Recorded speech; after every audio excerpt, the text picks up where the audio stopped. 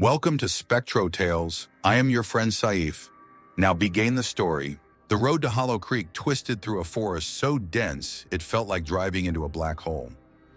Ethan Carter gripped the steering wheel of the beat-up rental van, his hazel eyes narrowed against the glare of the setting sun. The GPS had crapped out miles back, leaving a blank screen and a robotic lost signal looping in his head. Now it was just him, his crew, in the endless stretch of trees, tall, silent sentinels that seemed to lean in closer with every mile. "You sure we're not lost, Ethan?" Mia asked from the passenger seat, her voice tight with that skeptical edge she always had. She tugged at her blonde ponytail, scrolling uselessly on her phone. No bars, no map, just a dead grid. Her green eyes flicked to the side mirror, catching Ethan's reflection, and he could feel her unease radiating like heat. "It's the right way," Ethan said, keeping his tone even, though his knuckles whitened on the wheel. "Guy at the last gas station said Hollow Creek's just over the hill. We're close." He didn't mention how the clerk, an old guy with a face like crumpled leather, had paused too long before answering, muttering, "Ain't many head that way no more." Ethan had shrugged it off. He'd heard creepier warnings on creepier gigs. This was just another documentary. Small-town legends, weird vibes, the kind of stuff that racked up views and maybe scored a festival slot. In the back, the crew was restless. Lucas, the sound guy, was out cold, his shaggy brown hair spilling over his headphones. Sophie, the camera op, was hunched over her tablet, tapping through their shot list with quick, nervous fingers. 6 hours on the road, chasing a tip Ethan had dug up on some obscure Reddit thread. Hollow Creek, where the forest talks back. The post was thin, rumors of vanishings, odd noises, a curse tied to the woods, but it was enough. Ethan lived for this, the weird and unexplained. Haunted houses, alien sightings, you name it. Hollow Creek felt heavier, though, like a stone in his gut he couldn't shake. The van crested the hill, and there it was, Hollow Creek, a sad little speck of a town. Worn-out houses clustered along a dirt road, a rusted water tower tilting like it might fall any second. Beyond it, the forest loomed, dark and sprawling, its edges kissing the backyards. Ethan eased off the gas, letting the van coast as he took it in. The air felt thick, pressing down, and a chill prickled his neck despite the late summer heat.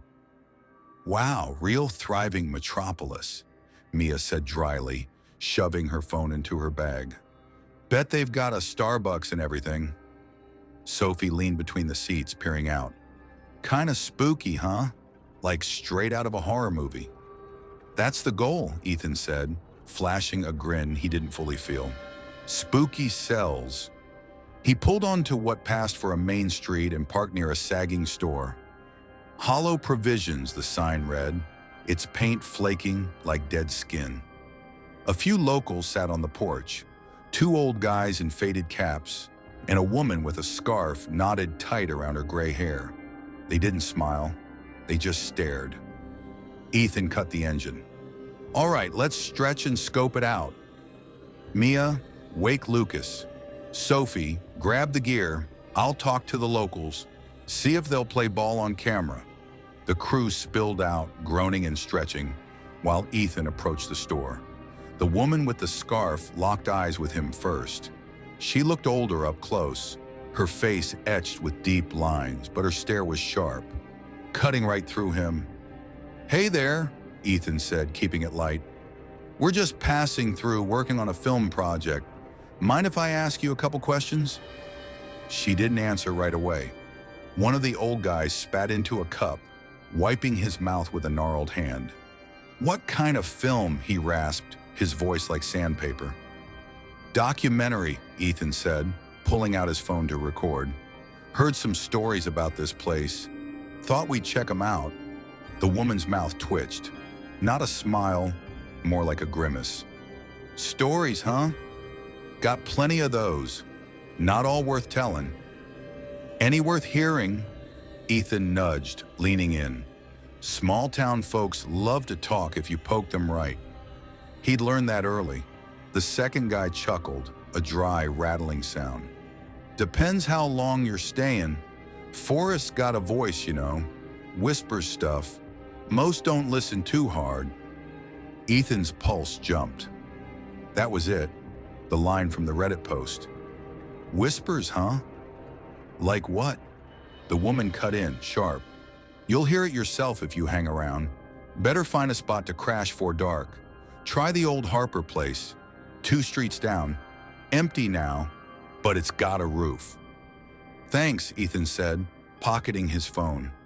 He glanced at the forest, its shadows stretching as the sun dipped lower. The air turned colder, biting at his skin. Just the wind, he told himself, but the weight in his gut grew heavier. Back at the van, Mia was kicking gravel, her arms crossed. What did the locals say? Crash at the Harper place, Ethan said, grabbing his bag. And something about the forest whispering. Let's get settled. Whispering? Sophie's eyes lit up, though her voice wavered. That's perfect for the dock. Lucas yawned, dragging his gear out. Long as it's got a bathroom, I'm good. This place looks like a ghost town. Ethan nodded, but his mind was elsewhere. The quiet here wasn't right. Not peaceful, but tense, like the world was holding its breath. He led the crew down the street, the forest watching from the corner of his eye. The Harper place wasn't hard to spot. 2 streets down meant a short hike past houses with broken shutters and yards swallowed by weeds. Ethan led the way, his boots crunching on gravel, the crew trailing behind with their gear. The house sat at the end of a dead-end road, a 2-story shell with chipped gray paint and a porch that sagged like it was begging to collapse. The windows were dark, reflecting the last streaks of sunset, and a lone rocking chair swayed faintly, though the air was still. Ethan's stomach tightened, a flicker of unease he shoved down. It was just a house, an empty, creepy house. 5 stars on Airbnb, Mia muttered, nudging a loose porch step with her toe. It creaked loud enough to make her jump, and she shot Ethan a look, half glare, half plea. You sure this isn't a serial killer's hideout? I'm not in the mood to get axed tonight. It's fine, Ethan said, though his voice felt thinner than he liked. He pushed the front door. It swung open easy, no lock, and a stale whiff of dust and mildew hit him like a slap. Inside, the living room was a time capsule, a lumpy couch, a coffee table with a chipped edge, an old TV with bent antennas. A faded photo hung crooked on the wall, a family smiling stiffly, their eyes washed out by time. Ethan's chest tightened, a memory tugging at him, his own family photos, gathering dust after his mom walked out. He shook it off. This wasn't the time. Sophie dropped her bag, spinning slow, her dark curls bouncing. This is it, she said, her voice a mix of thrill and nerves. You can feel it. Something happened here. It's perfect. Perfect for tetanus, Lucas grumbled, flopping onto the couch. Dust puffed up around him, and he coughed, swatting it away. Can we at least check for running water? I'm not squatting in the woods with those whispering trees. Ethan ignored him, his gaze drifting to the stairs, steep, shadowed, disappearing into the dark. A chill prickled his spine, urging him to stay put, but he brushed it aside. He'd faced worse, crumbling asylums, backwoods shacks with batshit locals. This was nothing. Let's camp down here tonight, he said, turning to the crew. We'll plan over food. Dinner was stale sandwiches and warm Coke from the cooler, eaten cross-legged on the floor by the light of a battery lantern. The sun was gone now, the windows showing nothing but black, like the forest had eaten the sky. Mia picked at her food, her eyes flicking to the door every few seconds. Sophie scribbled notes, her pen scratching loud in the quiet. Lucas cracked lame jokes, but his laugh sounded forced, brittle, Then it hit. A sound, soft at first, like leaves brushing together. Except there was no breeze. Ethan froze, his sandwich halfway to his mouth as it grew. Breathy, layered, almost words. It came from outside, from the trees. His pulse kicked up, a steady thud against his ribs. He set the sandwich down, meeting Mia's wide eyes. "You hear that?" she whispered, her voice barely there. Fear flashed across her face, sharp and real, and it jolted Ethan. Mia didn't spook easy, not after that flooded basement chute in Ohio, when she'd waded through knee-deep muck without blinking. "Yeah," he said, standing slow, his legs heavier than they should have been. "Let's check it out." "Are you crazy?" Mia grabbed his arm, her fingers digging in. "We don't even have the camera up. Let's stay in. Figure it out here." "Got it ready," Sophie piped up, hoisting the camera, its red light blinking on. Her hands shook, but her voice buzzed with excitement. "No way we missed this. It's too good. Listen to it." Lucas groaned, rubbing his arms. "Great. Let's all dive for the Oscar reel," he said, but he didn't stay put. His jaw clenched, like he was swallowing something sour. Ethan stepped onto the porch, lantern in hand, its light cutting a weak path through the dark. The whispering swelled, not just noise now, but murmurs, overlapping, slithering under his skin. His heart raced, a mix of dread and that damn curiosity he couldn't kill. He swung the lantern toward the trees, their branches clawing at the night. The sound shifted, weaving into fragments. "Ethan, here, come," and his breath caught. His name. No way he'd imagined that. Mia followed, her phone out, recording audio despite her shaking hands. "This isn't right," she hissed, sticking close. "We should—" "Stay tight," Ethan cut in, stepping off the porch. The gravel bit into his soles, the air thick with that wet earth stench, tinged with rot. Sophie panned the camera, her breath hitching. Lucas hung back, muttering curses. They hit the yard's edge where grass gave way to roots and shadows. The forest towered, a black wall pulsing with intent. Ethan touched a tree, its bark icy, unnaturally cold, and the whispers surged, vibrating through his hand. "Ethan, deeper, now." He yanked back, heart slamming, fear clawing up his throat. "You catch that?" he asked, voice rough. Sophie nodded, zooming in. "It said something. I heard stay."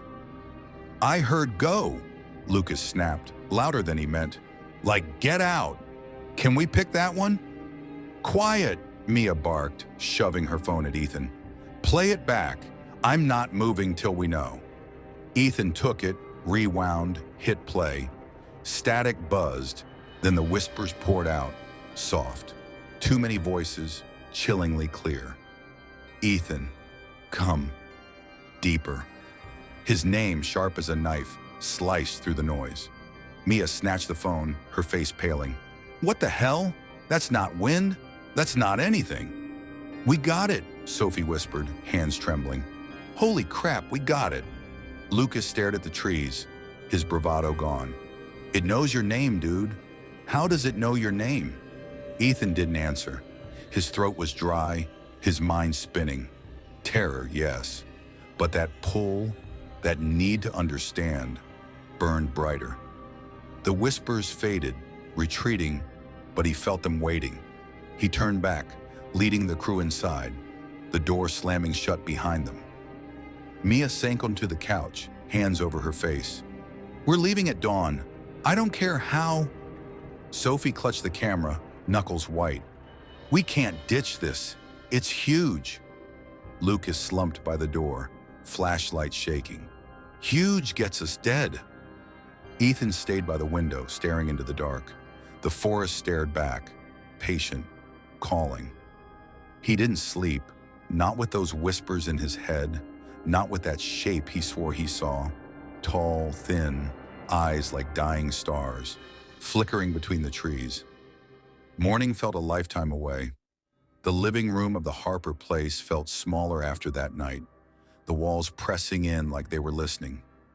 Ethan sat against the couch, knees up, staring at the dead lantern.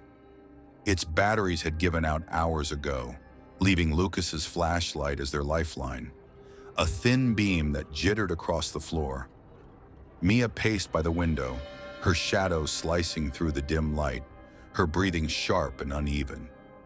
Sophie hunched over the camera, replaying that footage again. The whispers, "Ethan, come deeper," looping soft and tinny through the speaker. Lucas crouched by the door, gripping the flashlight, his eyes darting to every creak. No one talked about it, not straight on. The memory of those whispers hung heavy, a cold weight they couldn't shake. Ethan's skin still prickled, his name echoing in his skull like a taunt. He wanted to call it a fluke, wind, exhaustion, some small-town prank. But Mia's trembling hands, Sophie's wide-eyed stare, said otherwise. They'd all heard it. They'd all felt that pull, that wrongness, out there in the dark. "We're gone at first light," Mia said, breaking the silence, her voice hard but fraying at the edges. She stopped pacing, turning to them, her blonde ponytail swinging. "Pack the van, hit the road, leave this hellhole behind. I don't care if we've got to hike to the gas station. We're not staying." "No gas," Sophie muttered, not looking up from the camera. Her fingers shook as she paused the footage, freezing on that blurry frame of the trees. "We barely rolled in here. Closest pump's 20 miles back, through that forest. You want to walk out there with whatever that was?" Her voice cracked, a mix of fear and stubbornness. "Then we hole up," Lucas said, his tone flat, resigned. He flicked the flashlight off, then on, like a nervous tick. "Lock everything, block the stairs, wait for sunup, then we're out, done." Ethan stayed quiet, his hands clenched on his knees. His mind churned. Fear, sure, but something sharper too. A hook sinking deeper every time he glanced at the window. Those whispers knew him. Ethan, not the crew, just him, like they'd been waiting. His chest tightened, a cold sweat beating on his neck. He should have been with Mia, planning the escape. But that itch, that need to know, gnawed at him, louder than the dread. What was out there? Why him? Sophie rewound the footage, her breath hitching. "Look at this," she said, turning the camera. The screen glowed, showing shaky shots of the yard, the trees, then that moment, the whispers clear as glass. "Ethan, deeper, now." She paused it, her hands trembling. "It's not fake, it's real." Mia lunged, slamming the camera shut. "Enough," she snapped, her voice breaking. "I don't want to hear it again. I don't want to hear you playing it like some trophy. This isn't a win, Sophie. It's a freaking nightmare." "I'm not playing," Sophie shot back, yanking the camera free. Her eyes blazed, fear warring with defiance. "This is what we came for. Something real, something big. We can't just run from it." "Big?" Lucas barked a laugh, harsh and jagged. "Big gets us killed, Soph. That wasn't a ghost or some urban legend. It was targeting him." He jerked his head at Ethan. "I didn't sign up to be collateral damage." Ethan stood, legs shaky, and crossed to the window. The glass was cold, fogging under his breath, showing nothing but black beyond. The forest waited, silent now, but he felt it. Those eyes, maybe, watching. "We're not figuring this out tonight," he said, his voice rougher than he meant. "We're scared. We're tired. Let's cool off. Think straight in the morning." "Think straight?" Mia spun on him, her face twisted with disbelief. "That thing said your name, Ethan. It's after you. Maybe us too. And you want to think? We're not safe here." "I know," he said, meeting her stare. Her panic hit him like a wave, but he couldn't back down. I know it's bad, but running in the dark won't fix it. We don't even know what it is. That's the damn problem, Lucas muttered, slumping against the door. It knows us, and we've got nothing. The room went still, his words sinking in. Ethan turned back to the window, his reflection pale, hollow. Then he saw it, a flicker in the glass. Not him, but something behind. He whirled, heart lurching, but it was just the crew, their shadows twitching in the flashlight's glow. His pulse raced, fear clawing up his spine. He was cracking, or maybe he wasn't. I'm checking the van, he said, grabbing his jacket. See if we've got enough gas to roll. I need to move. Mia blocked the door, arms crossed. No chance. Not after that, not alone. 5 minutes, he said, stepping around her. Stay here, keep the light. If I'm not back, you'll know. Know what? Lucas's voice rose, sharp. That you're toast? Brilliant, man. Ethan didn't answer, pulling the door open before doubt could stop him. The night air stung, cold, damp, reeking of wet dirt and decay. The whispers were there, faint, curling around him like a whisper of smoke. Ethan. Here. He forced his feet forward, gravel crunching, his phone's flashlight cutting a weak path to the van. His hands fumbled as he checked the gauge. Half a tank, maybe enough, maybe not. He slammed the hood, the noise echoing too loud. A snap cracked from the trees, sharp, close. He froze, swinging the light. The whispers surged. Ethan, now, come! And the shadows moved. Something stood there, tall and thin, red eyes glinting like embers through the dark. His stomach dropped, terror flooding him, but he couldn't look away. It didn't move closer, just watched, patient, like it knew he'd come eventually. He stumbled back, nearly falling, and bolted for the house. The door banged shut, his chest heaving as he locked it. The crew stared, waiting. Half a tank, he gasped, voice raw. Might work, but it's out there, watching. Mia sank onto the couch, hands over her face, a choked sob escaping. Sophie gripped the camera, knuckles white, her breath shallow. Lucas cursed, the flashlight trembling. Ethan slid down the wall, the whispers still buzzing in his ears, and knew one thing. This wasn't over. The forest had him marked. The Harper place was a tomb now, the air thick with dust and dread. Ethan slumped against the wall, his jacket still on, the cold from outside clinging to him like a second skin. The whispers lingered in his head. Ethan, now, come, soft but relentless, a thread he couldn't cut. Lucas's flashlight swept the room, its beams shaky, throwing long shadows that danced like ghosts. Mia sat on the couch, knees up, staring at nothing, her hands twisting in her lap.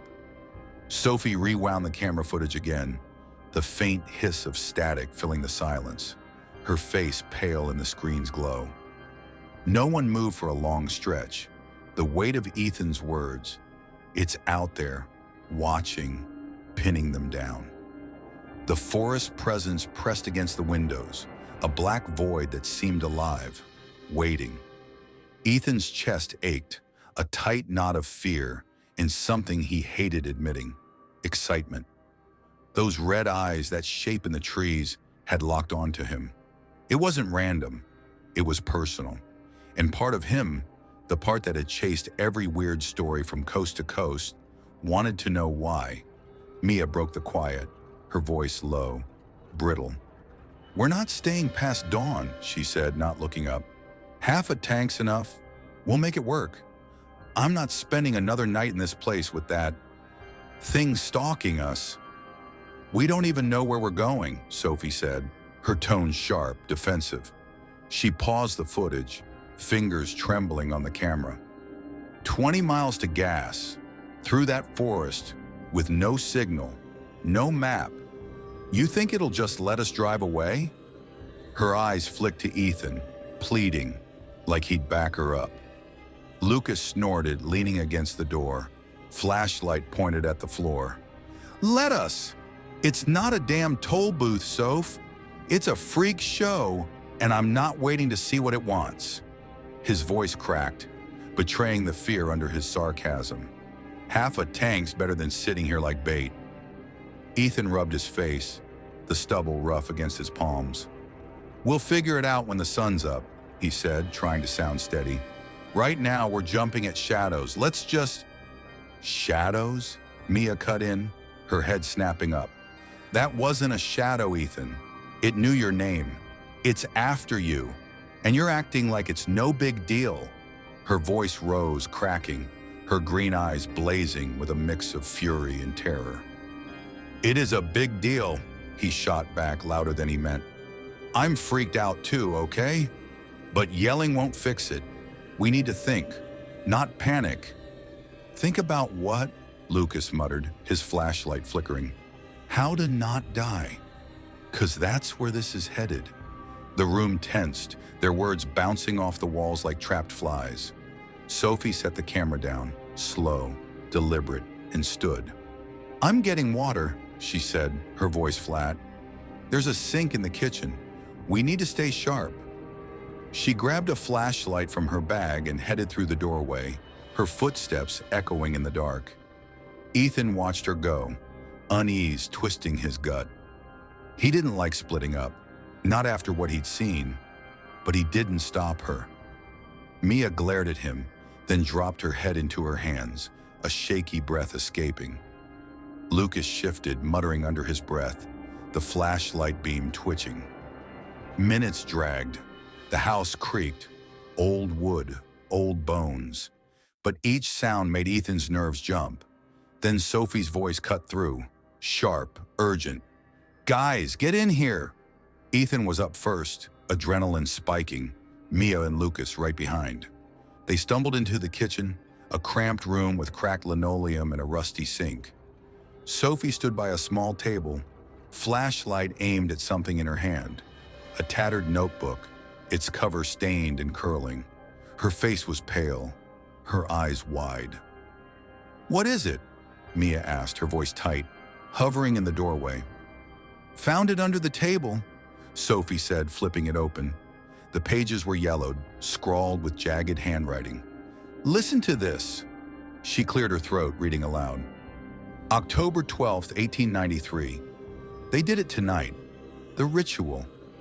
Said it'd save us from the drought, bring the rains, cut the boy's throat over the roots, let the blood sink in.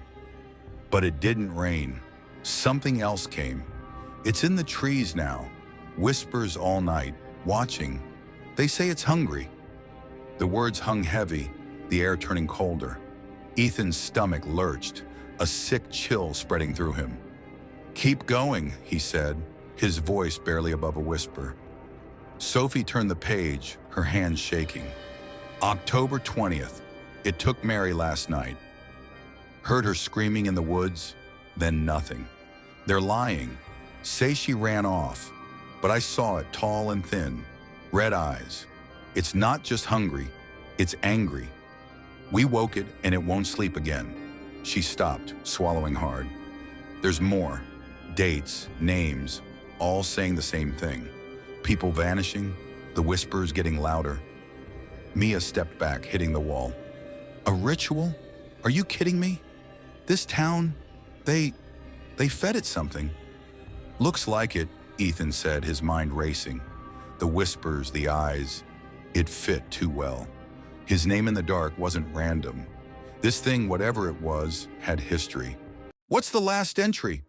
Sophie flipped to the end, her flashlight trembling. March 3rd, 1972.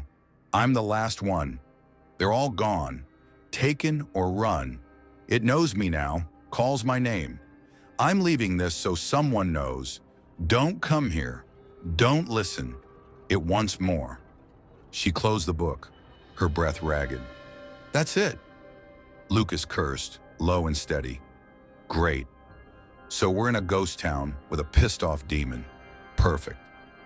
It's not a demon, Ethan said, though he wasn't sure what he believed. It's Something else. Something they made. Doesn't matter what it is, Mia snapped, her voice rising. It's real, and it's after you. Us. We need to burn that thing and get out. No, Sophie said, clutching the notebook. This is proof. History. We can use it. Figure out what it wants. What it wants? Lucas cut in, incredulous. It wants us dead, Soph. You read that. Blood, vanishings, red freaking eyes. Ethan took the notebook from Sophie, flipping through it. The handwriting shifted. Different people, different years, all terrified. His fingers brushed a page with a rough sketch. A tall, thin figure, eyes like glowing dots. His throat tightened, the image too close to what he'd seen. This changes things, he said, voice low. It's not just random. It's tied to this place, to them. Mia stared at him, her face draining of color. Changes things how?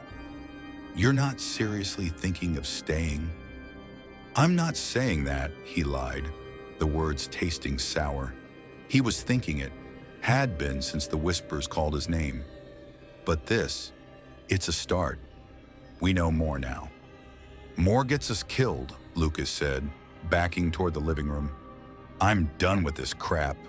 The argument fizzled, exhaustion taking over. They shuffled back to the living room, the notebook in Ethan's hands like a live wire.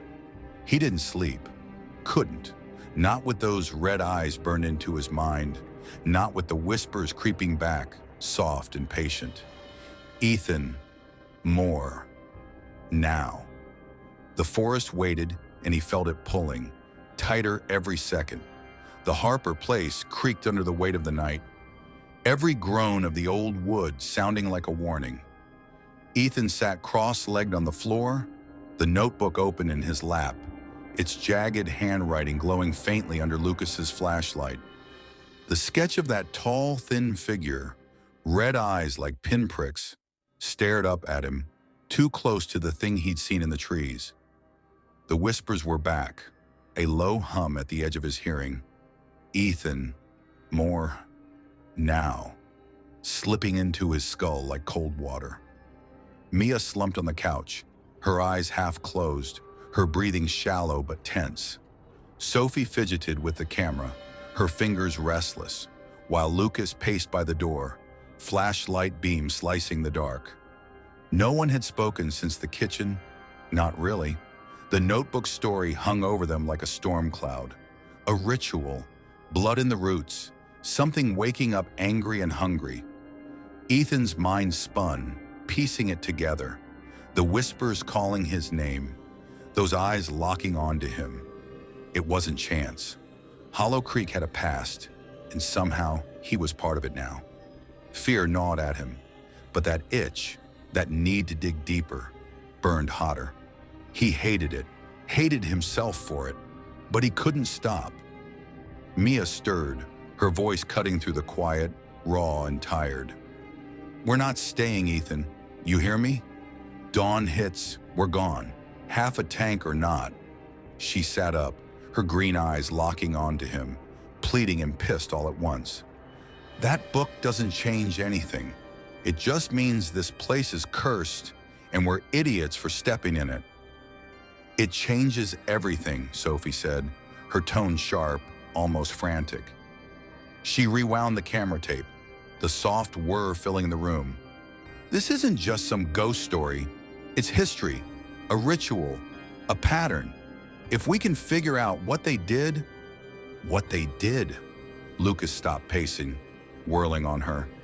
They screwed themselves, Soph. Fed some kid to the trees and got a monster instead of rain. You think we're gonna figure it out before it eats us too? His flashlight shook, his voice cracking with fear he couldn't hide anymore. Enough, Ethan said, standing, the notebook slapping shut in his hands. His head throbbed, the whispers pulsing louder. Ethan, closer, like they were egging him on. We're not solving this tonight. We're scared. We're beat. Let's just hold it together till morning. Morning's too late, Mia snapped, her hands balling into fists. You saw that thing out there. It's not waiting for us to hold it together. It's after you, Ethan, and you're acting like it's a puzzle to solve. Maybe it is, he shot back, sharper than he meant. It knows my name, Mia. Mine. That's not random. I need to know why. Why doesn't matter if we're dead? Lucas cut in, stepping closer, his flashlight blinding Ethan for a second. You're not the only one here, man. Stop playing hero. We're not your sidekicks. The air crackled, their voices bouncing off the walls. Ethan's chest tightened, guilt mixing with frustration. They were right. He was dragging them into this, but he couldn't let it go. Before he could answer, a new sound sliced through. A low, heavy thud from upstairs. The crew froze, heads snapping toward the ceiling. Another thud, slower, like footsteps dragging across the floorboards. What the hell, Lucas whispered, his flashlight swinging up. The beam caught the stairwell, shadows stretching long and wrong. Mia grabbed Ethan's arm, her nails digging in. Tell me that's a raccoon, she said, her voice trembling. Tell me it's not... It's not a raccoon, Sophie said, already on her feet, camera in hand. Her eyes were wide, a mix of terror and thrill. We need to see... No, we don't, Mia hissed, pulling Ethan back. We stay down here. Lock it out. Another thud, louder, closer, and a scrape, like something clawing wood. Ethan's heart slammed against his ribs, fear flooding him, but that pull yanked harder. He shook Mia off, grabbing the dead lantern out of habit. I'm checking it, he said, his voice rough. Stay here if you want. You're insane, Lucas said, but he followed, flashlight trembling. Sophie was right behind, camera rolling, her breath shallow. Mia cursed, grabbing her phone, trailing last. The stairs groaned under Ethan's boots, the air growing colder with every step. The whispers swelled. Ethan, up, closer, wrapping around him, urging him on. The hallway at the top was a black tunnel, doors shut tight, the flashlight barely cutting through. The thud came again, from the same room as before, the bedroom at the end. Ethan's mouth went dry, his pulse a roar, but his feet moved anyway, drawn like a moth to flame. He reached the door, hands shaking as he gripped the knob. It was freezing, stinging his skin, and the whispers spiked. Ethan, now.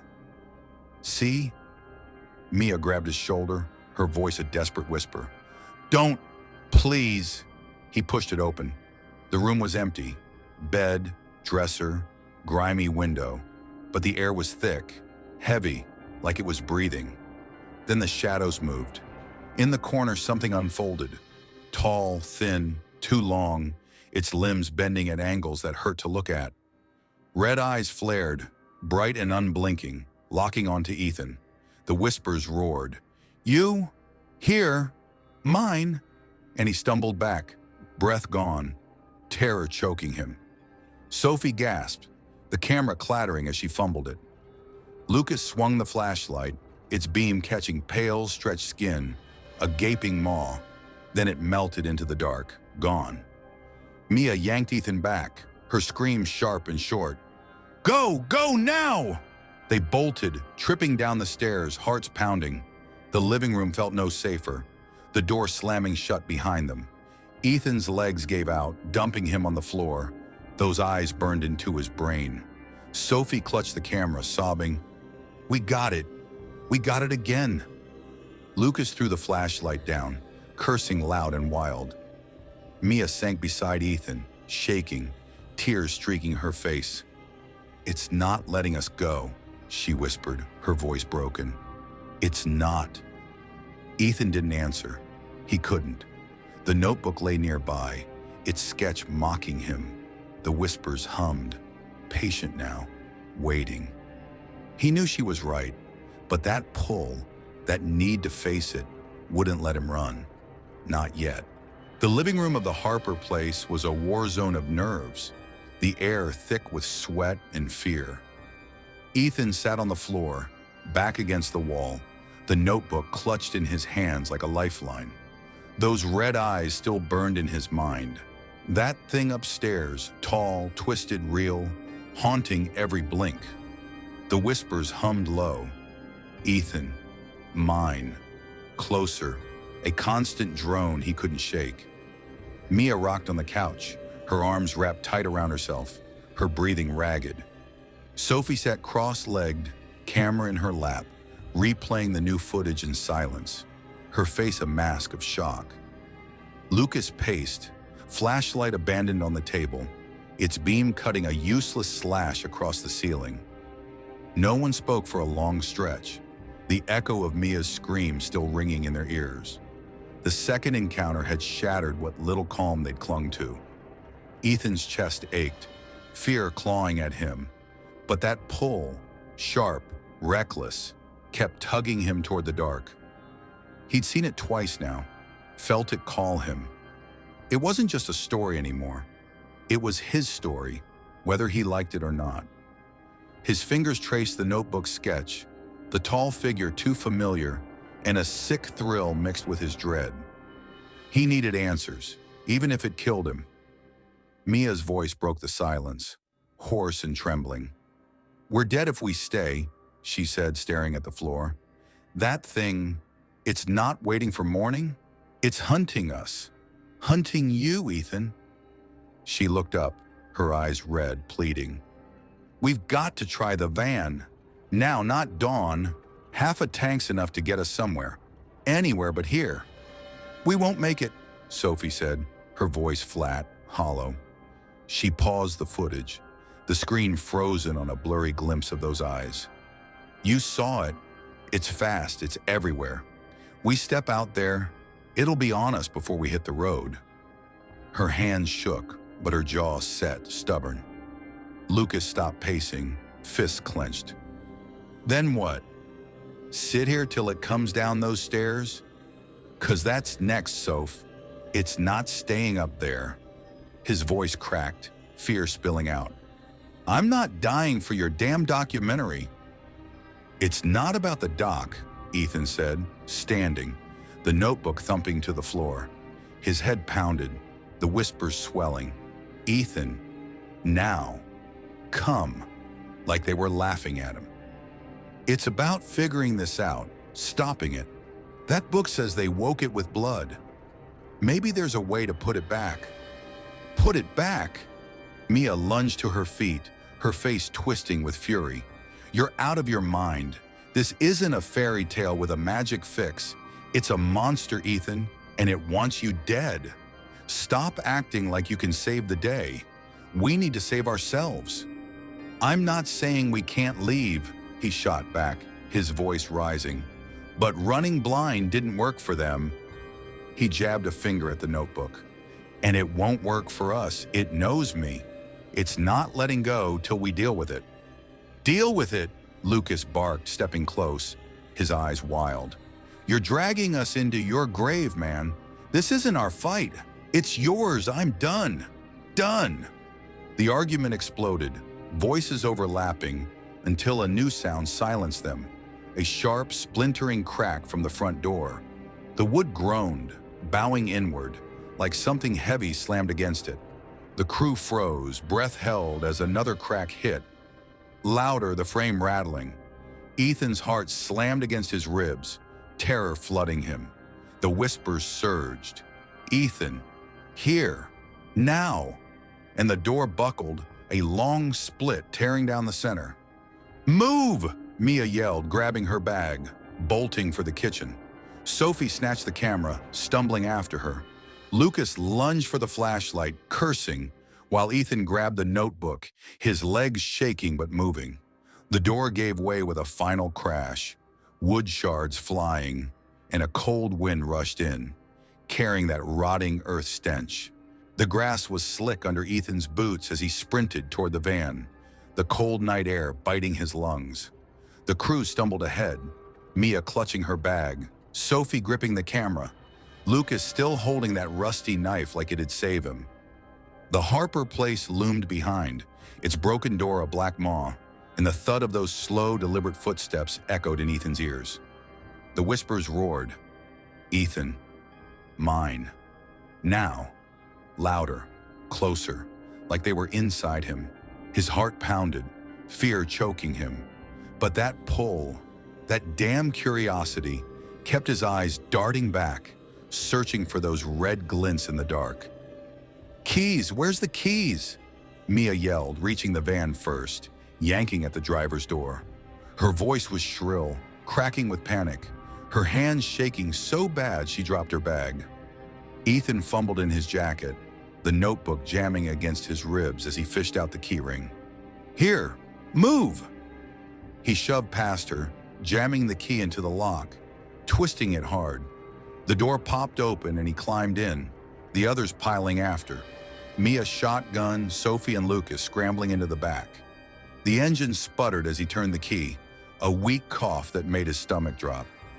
Come on, he muttered, pumping the gas, the van groaning to life on the third try.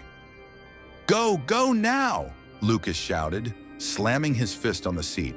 His flashlight rolled across the floor, its beam spinning wild, catching Sophie's pale face as she aimed the camera out the rear window. Ethan floored it, tires spitting gravel, the van lurching down the dirt road. The headlights cut through the dark, illuminating the forest edge, trees leaning in, branches clawing at the sky. The whispers didn't fade. They followed, a constant hum vibrating through the metal. Ethan's hands gripped the wheel, knuckles white, his breath fogging the windshield. We've got half a tank, he said, voice tight. Enough to hit the gas station. Maybe. Maybe's not good enough, Mia snapped, twisting to look back. It's still there. I know it is. Her eyes were wide, tears streaking her cheeks, her usual steel gone. It's not behind us, Sophie said, her voice shaky but firm, camera pressed to the glass. I don't see it. Just trees. Maybe we lost it. Lost it? Lucas laughed, a bitter, jagged sound. That thing broke down a door, Soph. It's not some stray dog. It's playing with us. He clutched the knife, his hands trembling, sweat beading on his forehead despite the cold. Ethan kept his eyes on the road, the dirt path twisting ahead, the forest a black wall on both sides. The van rattled, suspension creaking, every bump jarring his spine. He wanted to believe Sophie, wanted to think they'd outrun it, but the whispers said otherwise. Ethan, closer, mine. They weren't in his head anymore. They were in the air, seeping through the vents, the cracks, everywhere. His throat tightened, a cold sweat prickling his neck. It wasn't gone. It was waiting. The road narrowed, trees pressing closer, branches scraping the van's sides like nails on a chalkboard. The headlights flickered, dimming for a second, then flaring back. Mia gasped, grabbing Ethan's arm. What was that? Tell me that's not just the battery, he lied, though his pulse spiked. Old van, bad wiring. A shape darted across the road, tall, thin, a blur of pale skin and red eyes. Ethan swerved, tires skidding, the crew shouting as the van fishtailed. He slammed the brakes, the vehicle jerking to a stop, dust clouding the air. The whispers surged. Ethan, here, now. And silence fell, heavy and wrong. Where'd it go? Sophie whispered, camera shaking, panning the dark. I saw it. I swear I saw it. Out there, Lucas said, voice low, pointing the knife at the trees. It's screwing with us, waiting to pounce. Mia turned to Ethan, her face drained of color. Drive. Now don't stop. Don't you dare stop. He nodded, hands slick on the wheel, and hit the gas. The van lurched forward, engine whining, but the road ahead blurred, fog rolling in, thick and sudden, swallowing the headlights. What the hell? Ethan muttered, squinting, the whispers growing sharper. Ethan, stay. Mine. The speedometer climbed, 20, 30, but the fog thickened. a gray wall that pressed against the glass. "Turn around," Lucas yelled, leaning between the seats. "We can't see shit. Turn back." "There's no back. It's behind us," Mia countered, her voice breaking. "Keep going. Get us out." Ethan's jaw clenched, the van shuddering as he pushed it harder. The fog wasn't natural. It moved, swirling, forming shapes. Faces, hands, eyes, flickering in and out. The whispers turned to a chant. "Ethan, now! Ethan, now!" And the wheel jerked in his hands, the van veering left. He fought it, muscles burning, but it swerved again, tires screaming as they hit something. Soft, then hard. The crash threw them forward, seatbelts snapping tight, glass cracking. Ethan's head slammed the wheel, pain exploding behind his eyes. The engine died, a hiss of steam rising. The van tilted at an angle, half off the road, half in a ditch. Groans filled the cab, the crew untangling, dazed. Ethan touched his forehead, wet, sticky, blood trickling down. "You okay?" he rasped, looking at Mia. She nodded, wincing, a cut on her cheek. Sophie clutched the camera, breathing hard, a bruise blooming on her arm. Lucas cursed, kicking the door, his knife lost in the chaos. "What did we hit?" Sophie asked, voice trembling, peering through the cracked windshield. The fog parted, just enough. A tree, gnarled and massive, blocking the road. But something else lay crumpled beneath it, pale, twisted, red eyes dimming, then gone. "Is that?" Mia started, choking on the words. "It's dead," Lucas said, hope flickering, then fading. "No way! It's a trick!" Ethan stared, his heart pounding, the whispers quiet for the first time. Blood pooled under the thing, dark, thick, but it didn't move. He climbed out, legs shaky, the crew following slow. The air was cold, the fog thinning, revealing the wreck. The van's front smashed, steam curling up. The body, or whatever it was, lay still, limbs bent wrong, eyes dull. "We killed it," Sophie whispered, filming, her hands unsteady. "We actually..." A snap cracked from the trees, sharp, close. The whispers returned. "Ethan, more, now." And another shape emerged, taller, thinner, red eyes blazing brighter. Then another, and another. The forest came alive, shadows shifting, eyes glinting through the dark. A dozen, maybe more, surrounding them. Mia screamed, backing into Ethan. "It's not alone. There's more." Her voice broke, terror raw. Lucas grabbed a broken branch, swinging it wild. "We're screwed. We're so screwed." Ethan's stomach dropped, the notebook heavy in his jacket. The first one wasn't the end. It was bait. The whispers swarmed. "Ethan, all mine."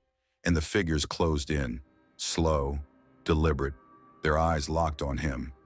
He'd wanted answers, and now he had them. Hollow Creek didn't have one monster, it had a pack, and they weren't letting go. The forest pulsed with menace, the air thick with fog and the stench of rot. Ethan stood frozen by the wrecked van, the notebook digging into his side, his breath fogging in short, sharp bursts. Red eyes glowed through the dark, dozens of them ringing the crew in a tightening circle. The whispers swarmed. "Ethan, all mine."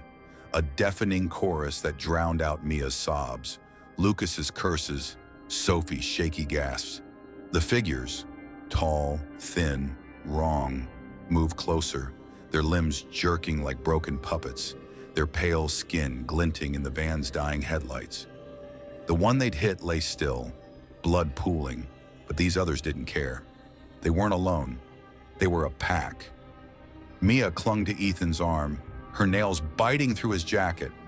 "We're dead," she choked, her voice raw, tears streaming down her cut-up face. "You did this! You brought us here!" Her words stabbed, guilt twisting in Ethan's gut. But he couldn't look away from those eyes, burning, unblinking, locked on him. Lucas swung his branch, a wild arc that hit nothing. his face a mask of panic. "Back off!" he yelled, voice cracking, but the figures didn't flinch. They stepped closer, whispers rising. "Ethan, now! More!" And Lucas stumbled, tripping over the ditch. "We're screwed, man! Screwed!" Sophie dropped to her knees, camera shaking in her hands, filming through tears.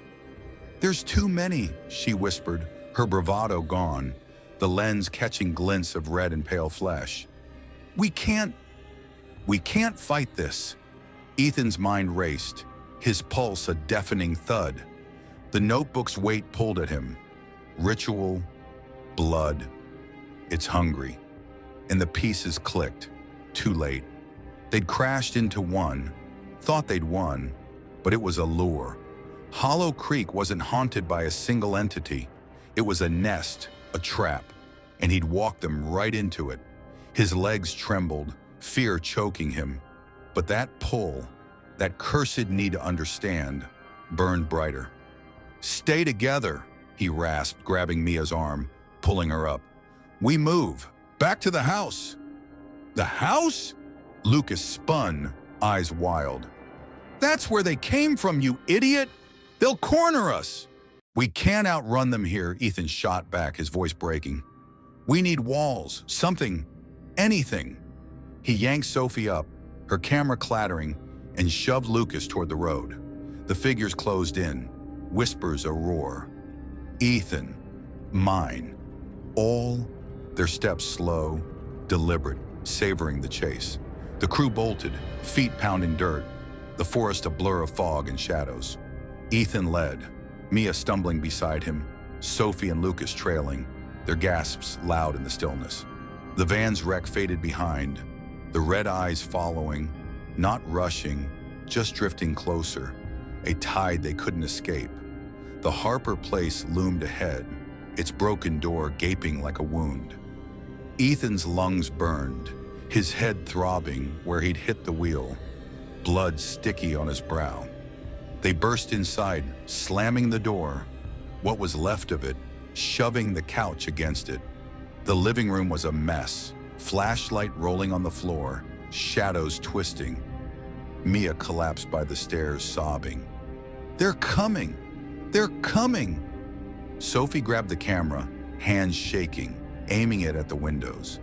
Lucas braced the couch, his branch clutched tight, sweat dripping down his face. Ethan dropped the notebook, pages splaying, and grabbed the flashlight, swinging it toward the door. The whispers seeped through. "Ethan, here, now." And the wood rattled, a slow, heavy thud shaking the frame. "They're testing us," he said, voice rough, fear and adrenaline warring inside him. "They want in, but they're not rushing." "Why not?" Mia demanded, her voice shrill. "Why play with us? What do they want?" She lunged at him, shoving his chest, her hands trembling.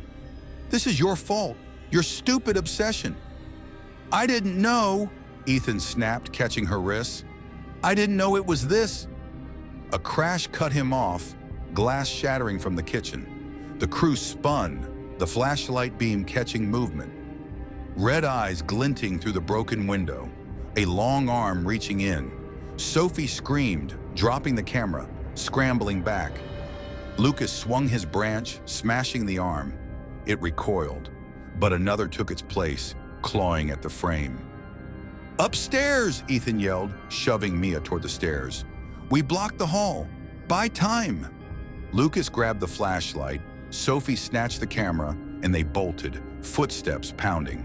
The kitchen door splintered behind, thuds echoing as more forced their way in. The hallway upstairs was a choke point, narrow, dark, doors shut. Ethan slammed the bedroom door open, shoving the dresser against it, the crew piling in. Mia sank to the floor, rocking, whispering, "We're dead, we're dead."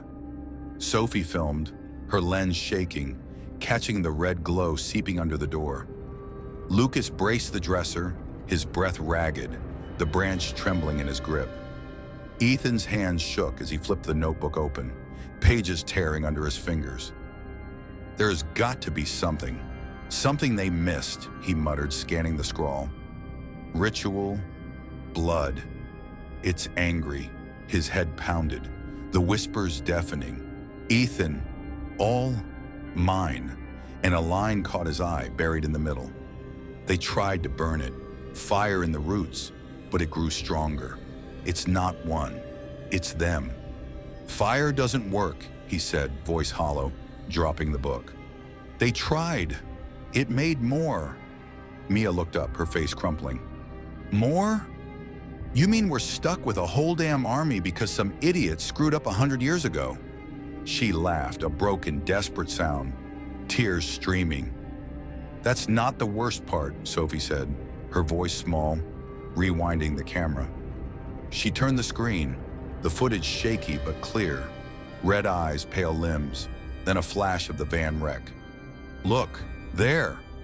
She paused it, zooming in. The body they'd hit wasn't just pale, it was human, twisted, stretched, eyes glowing where a face should have been. It's not an animal. It's us, or was. The room went silent, the thuds at the door slowing, deliberate. Ethan's stomach lurched, bile rising. What do you mean, us? He rasped, staring at the screen. The body, mangled but familiar, too familiar. It's changing them, Sophie whispered, her hands shaking. The people it takes, it turns them. That's why there's so many. It's not a pack, it's a graveyard.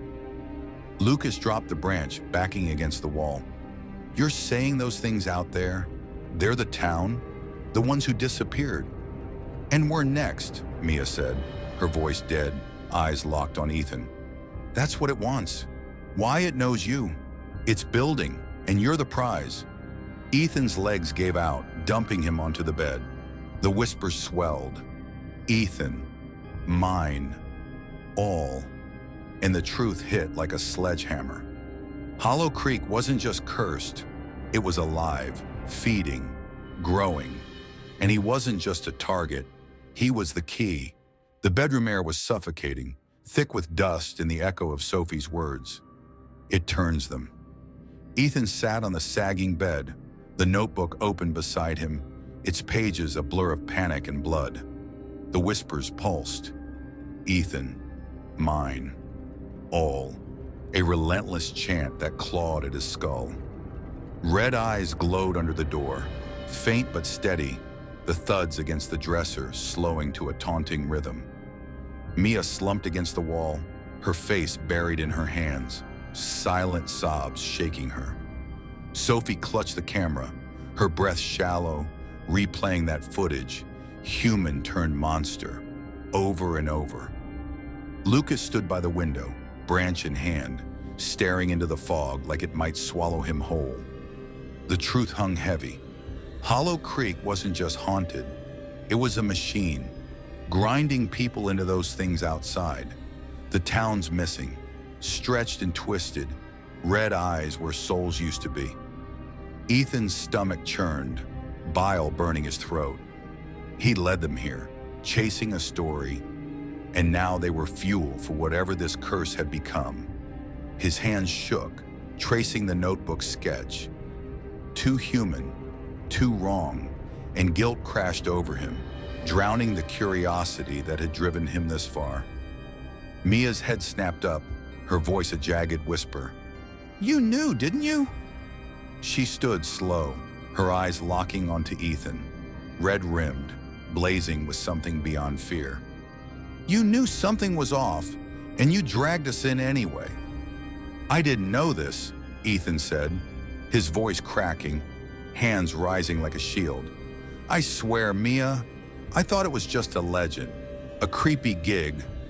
Bullshit, she shouted, lungs soaking, shoving him hard. He stumbled, hitting the bed, the notebook sliding to the floor. You've been obsessed since that Reddit post, pushing us, ignoring every warning. The locals, the whispers. You wanted this, Ethan, and now we're dead because of you. I didn't want this, he yelled back, standing, his chest tight. I didn't know it'd be. Stop lying, Lucas cut in, whirling from the window, his branch jabbing the air. "You've been acting weird since we got here, staring at the trees, chasing those damn whispers like a junkie. You're not surprised, you're into it." His voice broke, fear and fury mixing, his face pale under the flashlight's glow. Sophie set the camera down, slow, her hands trembling. "He's right," she said, her voice small but firm, eyes flicking to Ethan. "You've been different, like you were waiting for something. I thought it was just the doc, but..." She swallowed, glancing at the footage. "It's more, isn't it?" Ethan's breath hitched, their words slicing through him. He wanted to deny it, to scream they were wrong, but the whispers, "Ethan, all mine," laughed in his head, proving them right. That pull, that itch he'd felt since the first whisper, wasn't just curiosity. It was deeper, older, like a thread tied to his bones. "I don't know what's happening," he said, his voice rough, desperate. "I didn't plan this. I didn't ask for it to call me." "Call you?" Mia stepped closer, her face twisting. "You're saying it picked you? Like what? Some chosen one crap? You're not a hero, Ethan. You're a liability." She shoved him again, weaker this time, tears streaming. "We trusted you." The door rattled hard, a splintering crack cutting through their shouts. The crew spun, Lucas bracing the dresser, Sophie grabbing the camera, Mia backing against the bed. Red eyes pressed closer, clawing sounds scraping the wood. Ethan's heart pounded, fear drowning his guilt for a second, but only a second. "We don't have time for this," he said, grabbing the notebook, flipping to the last page. "It's not about me, it's about them, all of them. We need to..." A thud hit the window, glass cracking, a long, pale arm smashing through. Sophie screamed, dropping the camera, the lens shattering on the floor. Lucas swung his branch, hitting the arm. It snapped back, but more eyes glowed outside, fog swirling. The door buckled, the dresser sliding, and Mia yelled, "They're everywhere! We're trapped!" Ethan's mind raced, the notebook trembling in his hands. Burning didn't work. It's them. Then a memory hit, not from the book, but his own. His mom years ago before she left, rambling about Hollow Creek, a family story he'd laughed off. "Don't go near that place, Ethan. Your grandpa said it took people, changed them, said we're tied to it." He'd thought she was drunk, crazy. Now it clicked, a cold punch to his gut. "My family," he said, voice barely audible, the room spinning. "My mom, she knew about this place, said we're connected." He looked up, meeting their stares. Mia's shock, Lucas's disgust, Sophie's confusion. "I didn't believe her, thought it was nothing." "Connected?" Lucas barked, stepping close, branch jabbing Ethan's chest. "You mean you're part of this shit show and didn't tell us? What? Your grandpa was one of those ritual freaks?" "I don't know," Ethan shouted, shoving the branch away. "She never explained, just warned me off. I didn't think..." "You didn't think," Mia echoed, her voice dead, stepping back. "You brought us here, your family's mess, and didn't say a word. You're not just a liability. You're the bait." The door splintered, a claw breaking through, red eyes glaring. The window shattered fully, fog pouring in with more arms reaching. Sophie grabbed a broken chair leg, swinging wild, her sobs loud. Lucas shoved the dresser harder, yelling, "We're done, done." Ethan stood frozen, the notebook falling. Mia's words, "You're the bait," ringing truer than he could stand. The whispers shifted. "Ethan, blood, ours," and a new sound joined them. A low, guttural laugh, vibrating through the walls. The figures paused, heads tilting, eyes flaring brighter. Ethan's stomach dropped, a realization hitting. They weren't just after him. They were waiting for something, someone, to finish what started. Mia grabbed his arm, yanking him toward the closet. Move! Hide! Now! She shoved him in, Sophie and Lucas piling after, slamming the door. The space was tight, dark, the crew pressed together, breathing hard. Outside, the bedroom erupted, wood cracking, glass shattering, that laugh growing louder. They stopped, Sophie whispered, her voice trembling, peering through a crack. They're standing there. Why? Ethan's head pounded, the whispers clear now. Ethan, blood, come. It's not done, he said, his voice hollow, the truth sinking in. It's not just me they want. It's my blood, my family's. That's why they're waiting. Mia turned, her face inches from his, eyes blazing. Then you're ending this. Or we are. Your mess. Your fix. The closet was a coffin, the air stale and tight. The crew pressed shoulder to shoulder in the dark. Ethan's back dug into a splintered shelf, the notebook crumpled in his jacket, his breath shallow and fast. Mia's words, your mess, your fix, cut deeper than the clawing sounds outside. The whispers roared. Ethan, blood. Ours mixing with that guttural laugh, a sound that rattled his bones. Sophie peeked through a crack in the door, her flashlight trembling, casting thin slivers of light across their faces. Mia's tear-streaked glare, Lucas's clenched jaw, her own wide, haunted eyes. They're just standing there, Sophie whispered, her voice shaking, barely audible over the thuds and scrapes beyond the closet. Dozens of them, red eyes everywhere. They're not moving, just waiting. She swallowed, the flashlight flickering, her hands slick with sweat. Waiting for what? Lucas hissed, his branch jammed against the door, his voice a raw mix of fear and fury. For us to give up? For him, he jabbed a finger at Ethan, to hand himself over? 'Cause that's what they want, right? His blood. Ethan's stomach twisted, Mia's stare burning into him. The truth was a noose tightening around his neck. His family's tied to this, the ritual, the blood in the roots. His mom's warning, buried under years of dismissal. It took people, changed them, were tied to it. Wasn't a story. It was a curse, and he dragged the crew into its jaws. I didn't know, he said, his voice cracking, hands clenching. I didn't mean, shut up, Mia snapped, her tone icy, cutting through his plea. You didn't know, but you felt it. Those whispers, that pull, and you kept going. You're why we're here, Ethan. Why they're here. She leaned closer, her breath hot against his face. They're waiting for you to finish it. Your blood, your family's mess. The closet door rattled, a slow, deliberate thud shaking the frame. The laugh grew louder, deep, wet, echoing through the walls, and the whispers shifted. Ethan, give. Now. Sophie flinched, the flashlight dropping, plunging them into black. Lucas cursed, shoving harder against the door, his branch cracking under the pressure. They're done waiting, he said, voice trembling. They're coming in. Ethan's heart slammed, panic flooding him, but Mia's words locked in. Your fix. The notebook's scrawl flashed in his mind. Blood in the roots. It's them. And his mom's voice, faint but clear. It took people. We're tied. His blood wasn't just a target.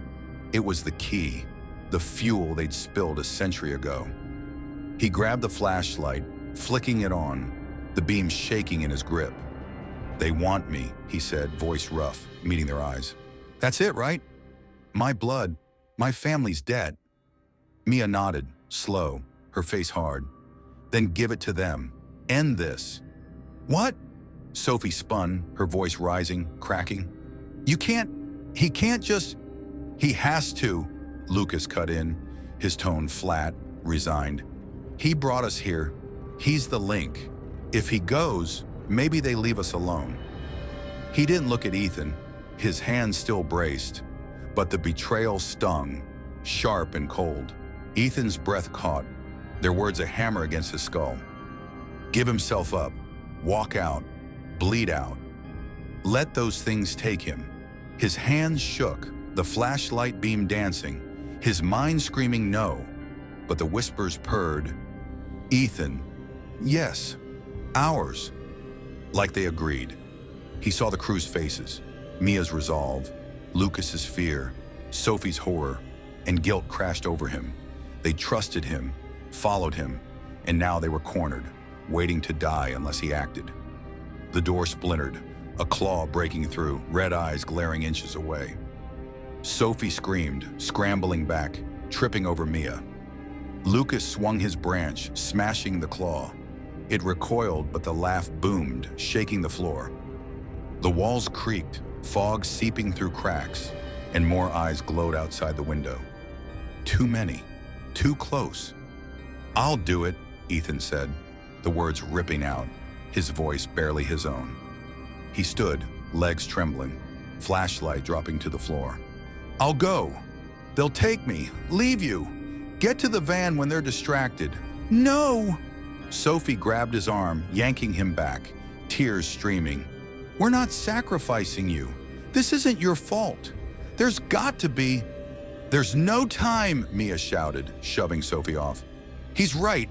It's him or all of us. Let him go. She turned to Ethan, her eyes hard but wet. Do it, now! The door buckled, the dresser sliding, claws tearing through. Ethan's chest heaved, fear and resolve warring, the whispers a siren call. Ethan, come, now. He nodded slow, pulling free from Sophie's grip. Get out when you can, he said, voice breaking. I'm sorry. I'm so damn sorry. Lucas stepped aside, silent, his face a mask. Mia pushed the door open, just enough, the red eyes flaring as Ethan stepped out. The bedroom was a nightmare. Figures crowding, tall and thin, their mouths gaping, whispers deafening. Ethan, blood, ours. He walked, legs led, heart pounding, their claws brushing his jacket, cold and sharp. Sophie's sob echoed behind, the closet door slamming shut, the figures parted, guiding him to the stairs, their eyes burning into him. The house groaned, fog thick, the laugh rolling like thunder. Ethan hit the living room, the broken door ahead, the forest black beyond. His blood, his family's curse, was the price, and he'd pay it. He stepped onto the porch, the pack closing in, when the laugh stopped, sharp, sudden. A new figure emerged from the trees, taller, broader, its eyes not red but black, endless pits. The others froze, heads bowing, the whispers shifting. Master, here, now. Ethan's stomach dropped, a new dread clawing up. This wasn't the pack's leader. It was something worse, older, the root of it all. It stepped closer, its voice a rasp through the air. Carter, blood, mine. Ethan stumbled back, the name, his name, hitting like a gunshot. It knew him, not just as bait, but as family. The pack wasn't the curse, this was, and it wasn't letting him die easy. Ethan stood on the Harper Place porch, the night air cold and thick, his boots rooted to the splintered wood. The pack of red-eyed figures surrounded him, their pale, twisted forms still, heads bowed like soldiers awaiting orders. The whispers had hushed.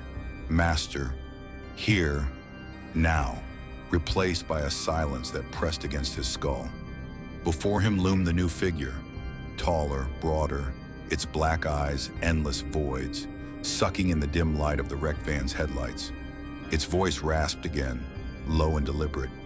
Carter, blood, mine.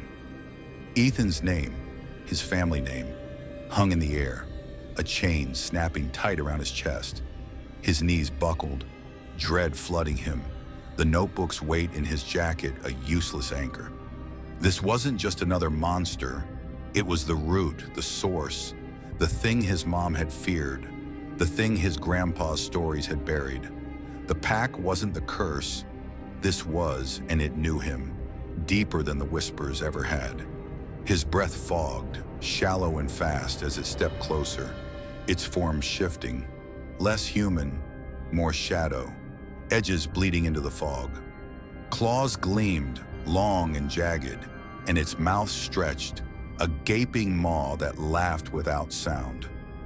Ethan stumbled back, hitting the doorframe, his mind screaming, run, fight, something, but his legs wouldn't move.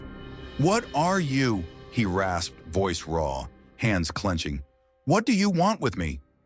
The master tilted its head, black eyes glinting, and spoke, words not whispers, sharp as blades. "Debt, owed, blood, wakes." Each syllable sank into him, heavy and cold, the air trembling with its power.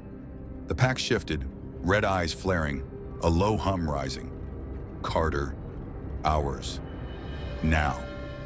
Ethan's stomach churned, the notebook scrawl flashing, blood in the roots. It's them, and his mom's warning. We're tied to it. His family hadn't just known. They'd started this. A crash echoed from upstairs, the dresser sliding, Sophie's muffled scream. The master's head snapped toward the sound, its maw curling, and Ethan's heart lurched. The crew still trapped, still alive. He'd walked out to save them, but this thing wasn't done.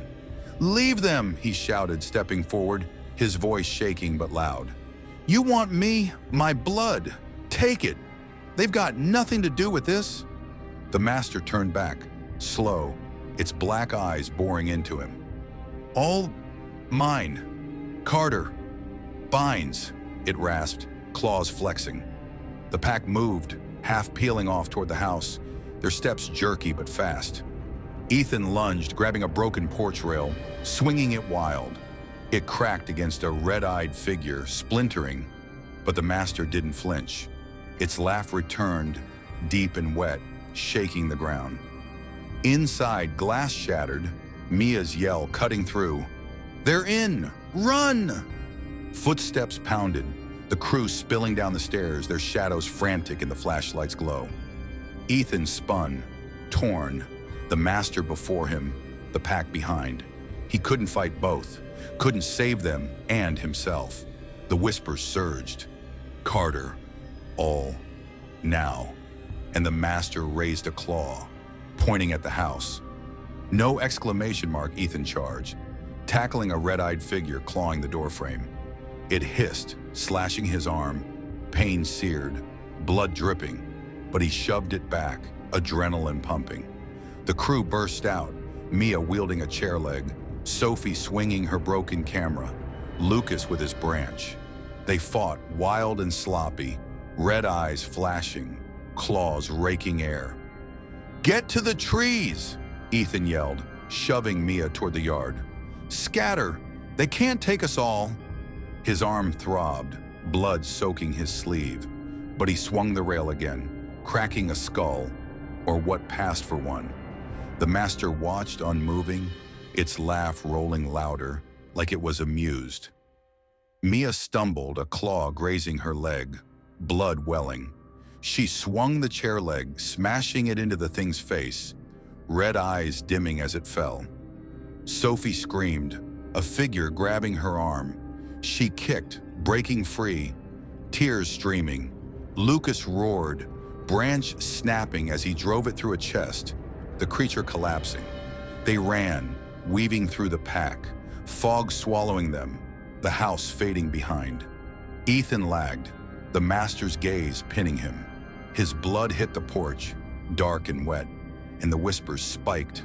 "Carter, blood, more."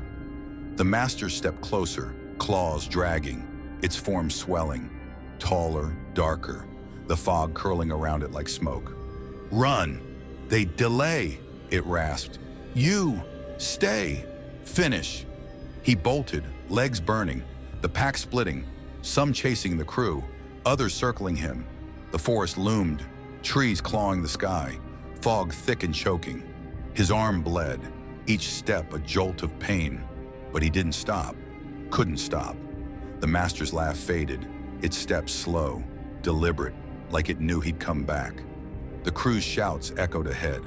Mia's curses, Sophie's sobs, drawing him on.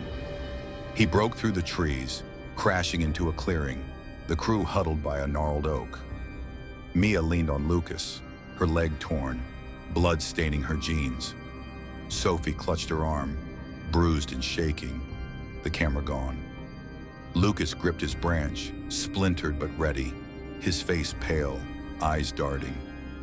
"You led them off," he said, voice rough, a grudging nod. "Thought you were done." "Not yet," Ethan gasped, clutching his arm, blood dripping to the dirt. The whispers hummed. "Carter. Here. Now." And the red eyes glinted through the fog, closing in. "It's not them. It's that thing. Bigger.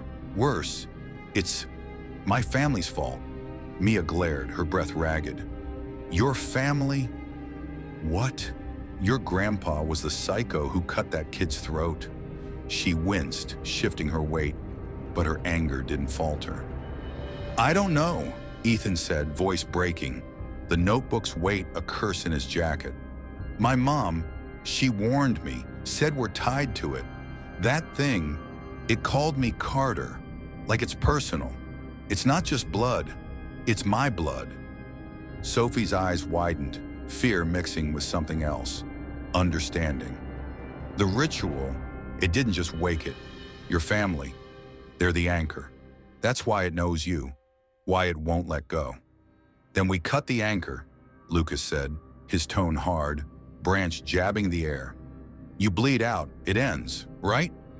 That's what it wants." "No," Ethan snapped, stepping back, his arm throbbing. "It's not that simple. It's not just me dying. It's growing. Those things out there, they're the town. But this is the root. We kill it, or it takes everything." The red eyes tightened their circle, whispers rising. "Carter, all ours." Mia grabbed his shoulder, her grip fierce despite her limp. "Then what?" "We're out of tricks. Van's toast, house is gone. What's your big plan, Ethan?" He didn't have one, not yet. But the notebook burned against his ribs. His blood hit the ground, and the master's laugh rolled through the trees, closer now. "We find it," he said, voice steadying, resolve hardening. "The root, where it started, we end it there." The clearing was a shallow breath in the forest's chokehold, the gnarled oak at its center, a twisted sentinel against the fog. Ethan stood with the crew, his arm throbbing, blood seeping through his sleeve and dripping to the dirt. The whispers hummed. "Carter, all ours." A relentless pulse that matched the red eyes glinting through the trees, tightening their noose. Mia leaned on Lucas, her leg a mess of blood and torn denim, her face pale but fierce. Sophie clutched her bruised arm, her breath shaky, eyes darting for an escape that wasn't there. Lucas gripped his splintered branch, knuckles white, his jaw set despite the sweat beading on his brow. The master's laugh rolled closer, deep, wet, shaking the ground. And Ethan's stomach nodded, his plan. Find the root, end it, feeling flimsy against the weight of those black eyes. The notebook pressed against his ribs, its scrawl a lifeline he couldn't read in the dark, but he clung to it. His blood, his family's curse, was the key, and the forest was the lock. He wiped his brow, blood smearing with sweat, and met Mia's stare. "We move," he said, voice rough but firm. "Deeper in. Find where it started." "Deeper?" Lucas barked, stepping forward, branch jabbing the air. "You're nuts. We're barely standing. Those things will pick us off before we take 10 steps. His voice cracked, fear bleeding through his anger, the red eyes reflecting in his wide pupils. "We stay here. We're dead anyway." Ethan shot back, his arm pulsing with pain. "The house didn't stop them. The van didn't.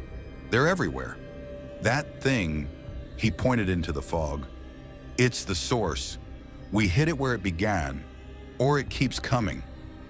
Mia straightened, wincing, her grip on Lucas tightening. "And where's that, Ethan?" "You've got a hunch," Great, but we're bleeding out. No weapons, no light. What's the play? Her tone was sharp, but her eyes flickered. Hope, maybe, buried under despair. The roots, Sophie said, her voice small, cutting through the tension. She stepped closer, her bruised arm trembling as she pointed at the notebook in Ethan's jacket. The book, Blood in the Roots. It's not just a metaphor. There's a place where they did it. That's where it's strongest. Ethan nodded, pulling the notebook free, flipping it open with shaky hands. The flashlight was gone, but moonlight filtered through the fog, catching the jagged words. Cut the boy's throat over the roots. It's in the trees. She's right, he said, scanning the page. They marked it, somewhere deep, where the forest's thickest. We find it. We find it. Lucas laughed, a bitter broken sound. Oh, perfect. A scavenger hunt with monsters. And when we get there, wave a magic wand? We've got nothing, man.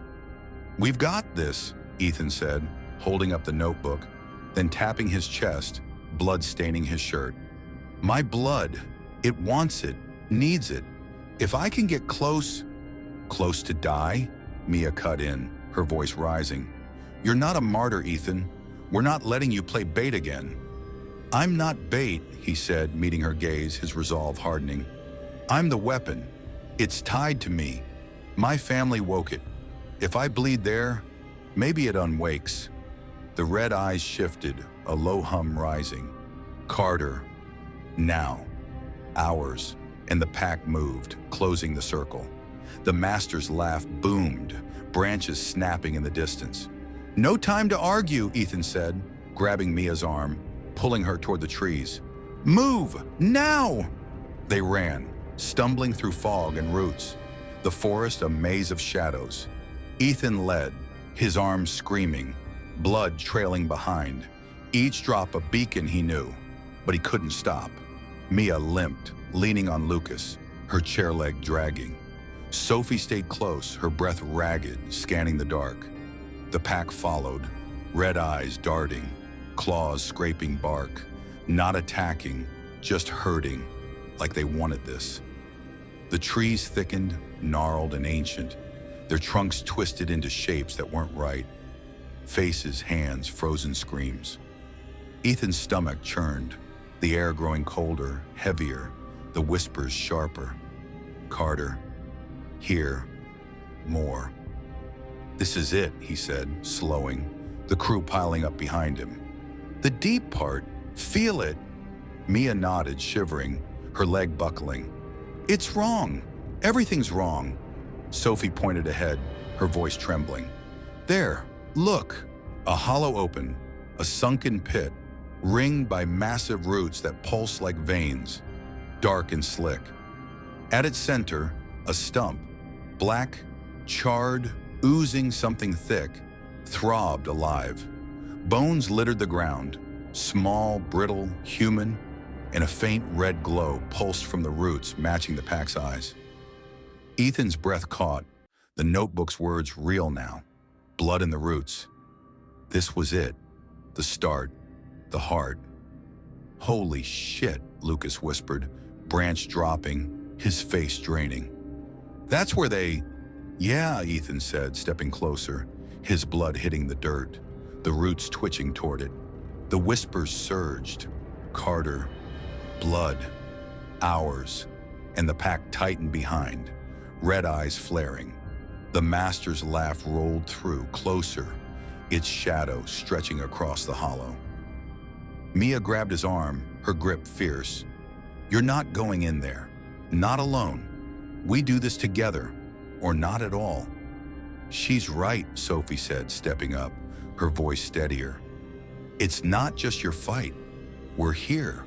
What's the plan? Ethan's throat tightened, their loyalty a lifeline he didn't deserve. He pulled the notebook, flipping to a faded page. Fire grew it. Blood woke it, and a scribbled note. They tried salt, failed. Salt didn't work, he said, thinking fast, his arm bleeding faster. Fire fed it. Blood's the key, but maybe reverse it. My blood started it. Maybe it stops it. Stops it how? Lucas asked, picking up his branch, eyes darting to the pack. You bleed out. It's happy. Then what? I don't know, Ethan admitted, voice rough, stepping to the pit's edge. The stump pulsed, the roots reaching, hungry. But it's here. This is the root. If I give it what it wants, a snap cracked, loud, sharp, and the master emerged, towering over the hollow black eyes, swallowing light. Its claws gleamed, its maw gaping, the pack bowing lower. Carter, end, now, it rasped, voice shaking the trees, fog swirling thick. Ethan's legs shook, the whispers screaming, blood, ours all, and he knew. This was it. No more running. The hollow pulsed with a sick heartbeat, the black stump at its center throbbing, roots writhing like veins toward Ethan's blood-soaked arm. He stood at the pit's edge, the notebook clutched in his good hand, his breath fogging in the icy air. The master loomed above, its black eyes endless pits, claws gleaming as it stepped closer. Slow, deliberate, its shadow swallowing the faint moonlight. The pack of red-eyed figures tightened their ring, heads bowed, their hum a low drone. Carter, blood, ours. The master's rasp cut through. Carter, end, now. Each word a hammer against Ethan's skull. Mia gripped his shoulder, her leg trembling but her voice fierce. We're with you. Tell us what to do. Blood dripped from her wound, her chair leg raised, defiance burning through her fear. Sophie nodded, stepping beside him, her bruised arms shaking but her eyes sharp. Lucas hung back, branch in hand, his face pale, doubt flickering as the master's laugh rolled. Deep, wet, shaking the trees. Ethan's mind raced, the notebook's weight a lifeline. Blood woke it, fire fed it. His plan, bleed into the roots, reverse the curse, was a shot in the dark, but it was all he had. His family's debt, his blood tied to this thing. I go in, he said, voice rough, stepping closer to the stump, roots twitching toward him. My blood, give it what it wants, but we fight too. Keep them off me, buy time. Time for what? Lucas snapped, his branch jabbing the air, eyes darting to the pack. You bleed out, it wins. We're still screwed. His voice cracked, panic seeping through, the red eyes reflecting in his wide stare.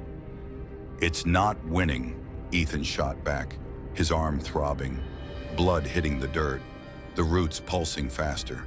It's a trade, my blood for its end. It's tied to me. If I give it, maybe it unravels. He didn't know, couldn't know, but the whispers surged. Carter, yes, ours.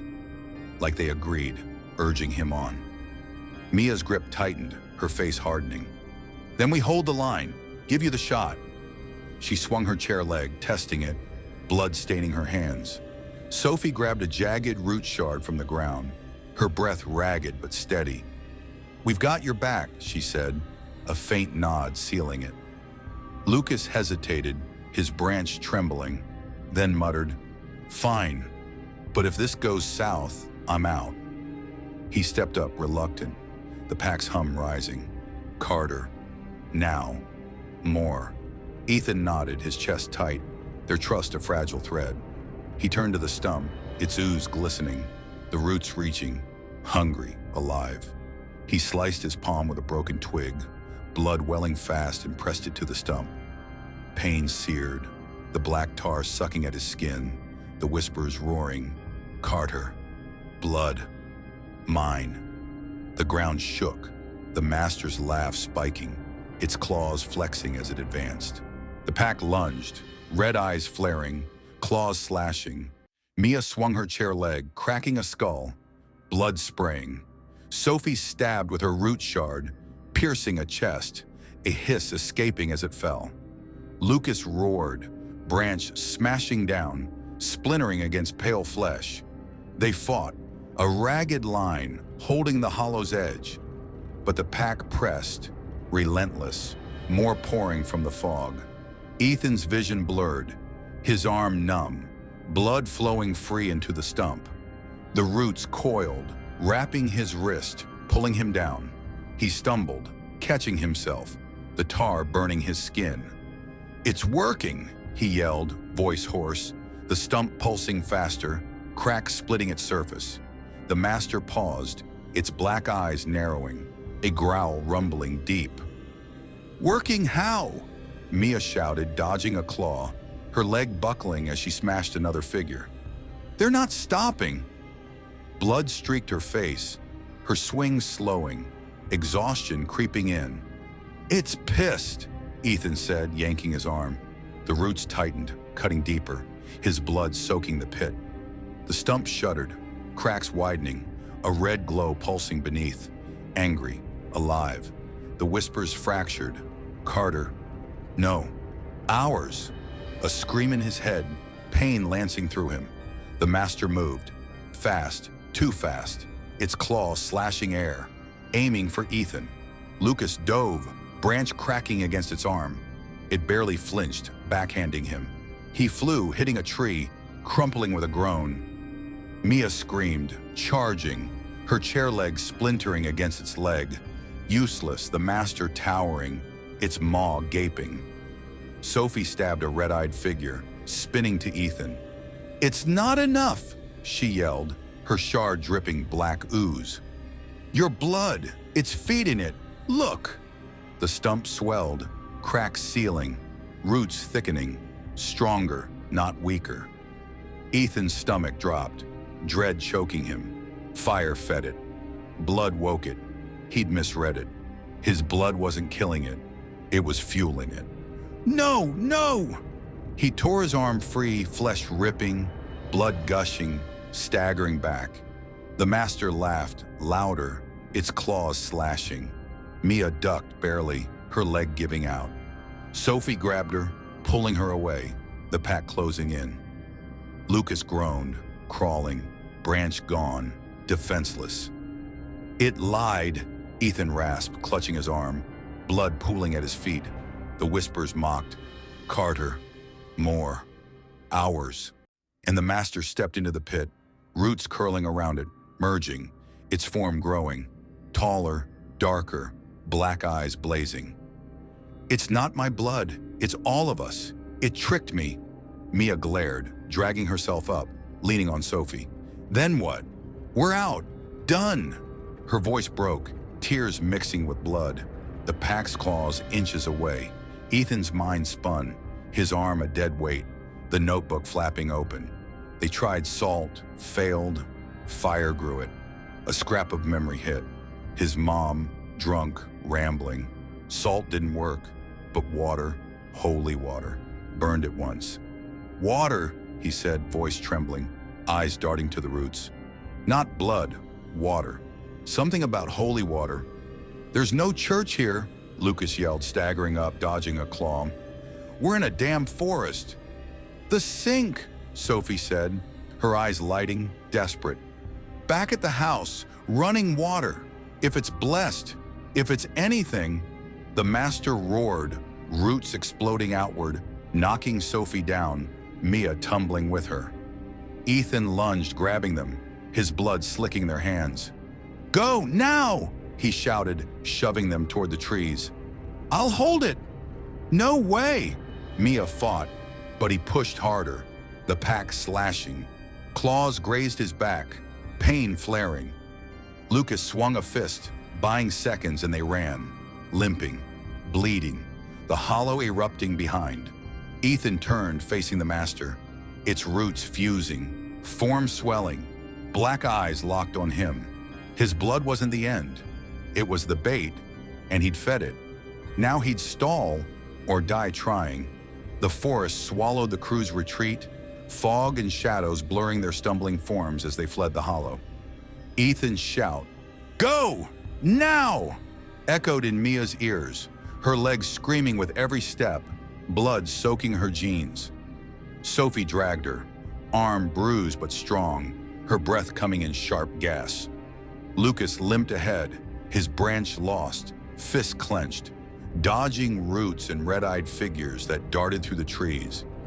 The master's roar shook the ground, roots exploding, a deep laugh rolling, its black eyes fixed on Ethan, who stood alone at the pit's edge, blood dripping, the notebook flapping uselessly in his jacket. Mia twisted, fighting Sophie's grip, her voice raw. "We can't leave him! He'll die!" Tears streaked her face, her chair leg dragging, useless now. Sophie yanked harder, her eyes wet but fierce. "He's buying us time," Sophie snapped, her voice breaking, shoving Mia forward. "We get water, back to the house, or it's all for nothing." She stumbled, a claw grazing her shoulder. Blood welled, but she swung her root shard, driving it back, the red eyes dimming as it fell.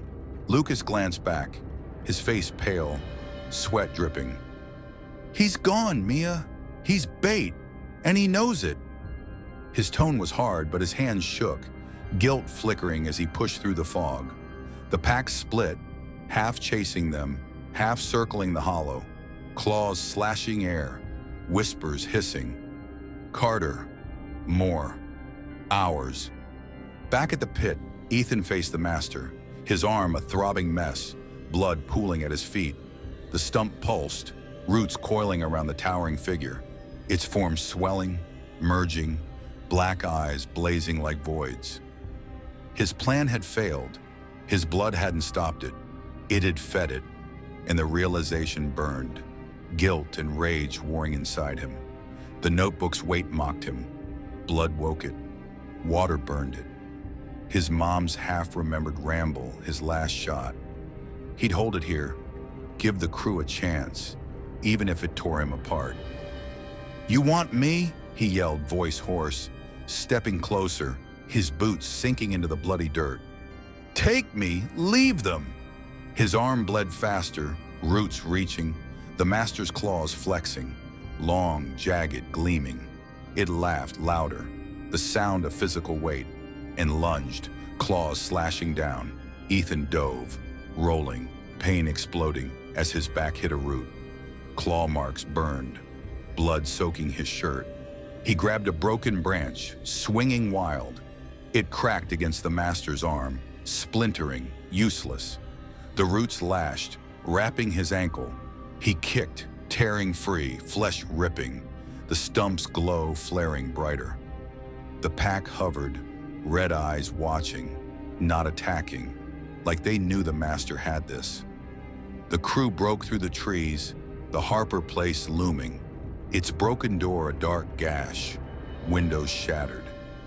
Mia stumbled, hitting the porch, her leg giving out. Sophie caught her, dragging her inside. Lucas slammed the door shut, shoving the couch against it, his breath ragged.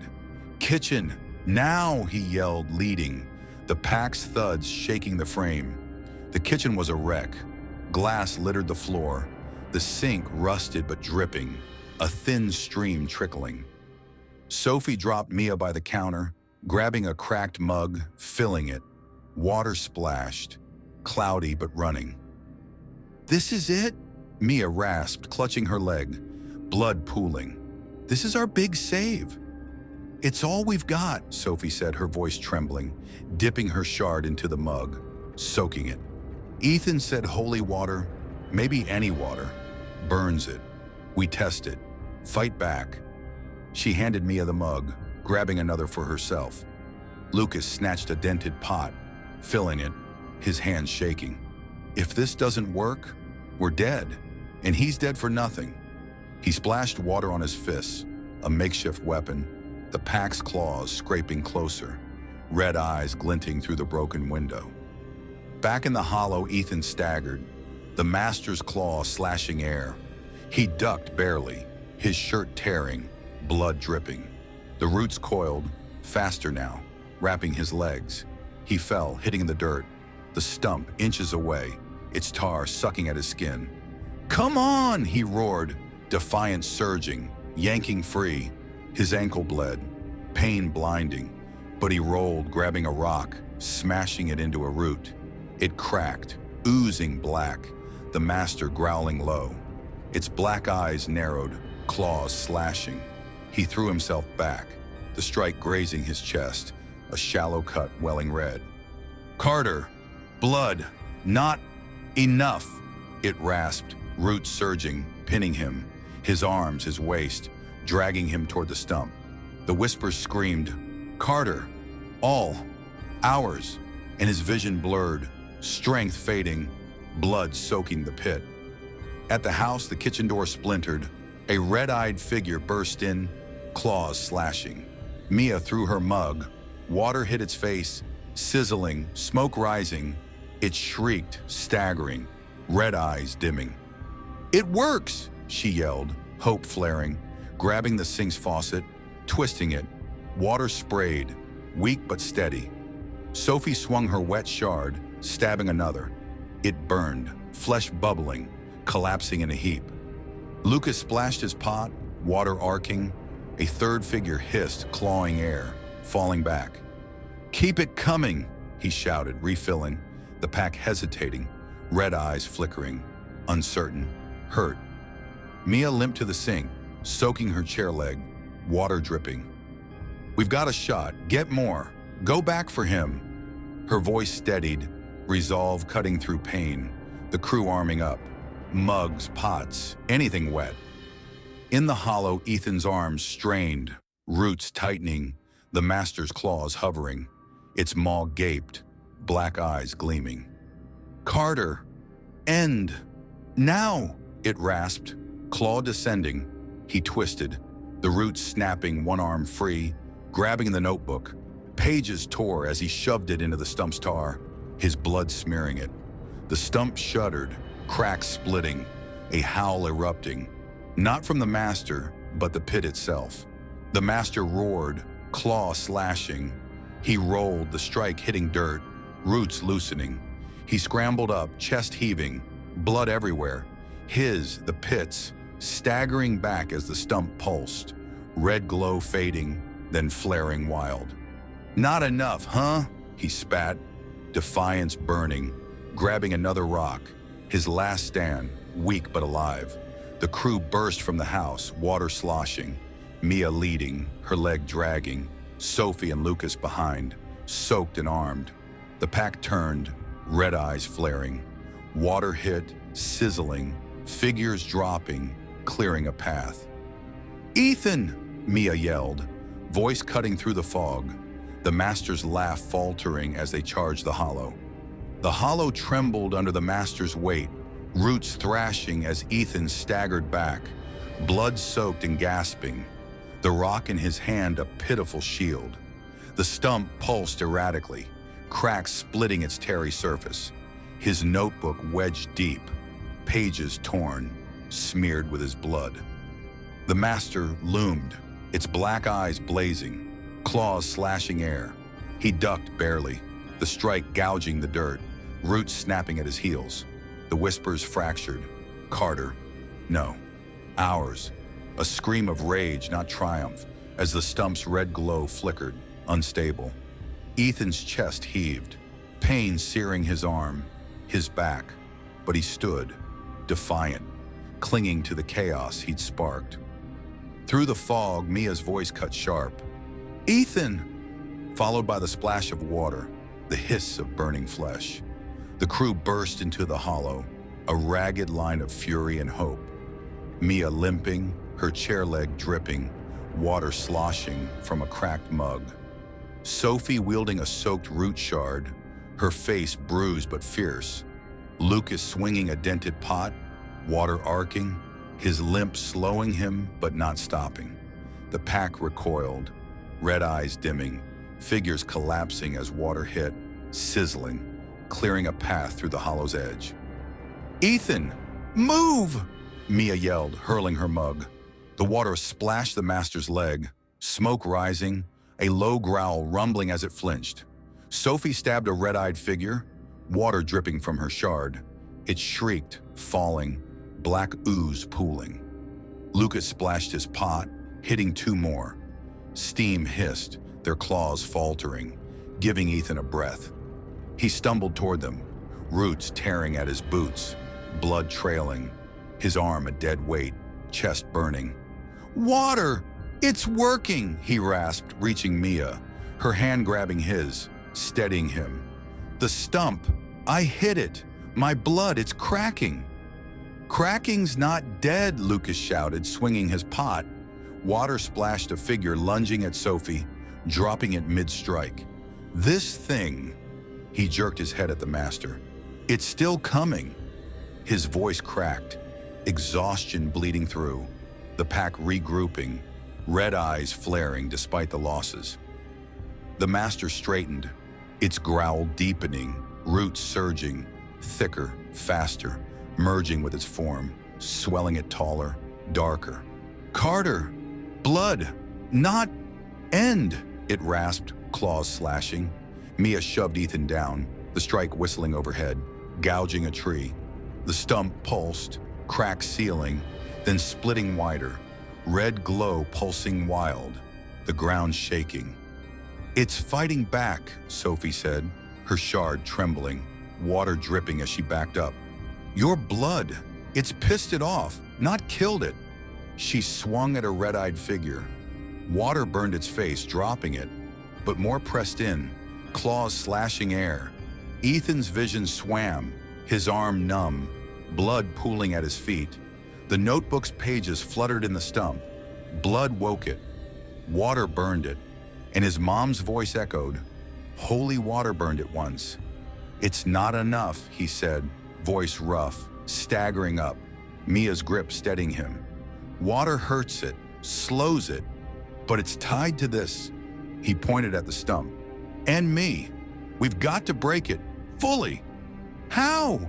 Mia snapped, her chair legs swinging. A claw grazed her arm, blood welling.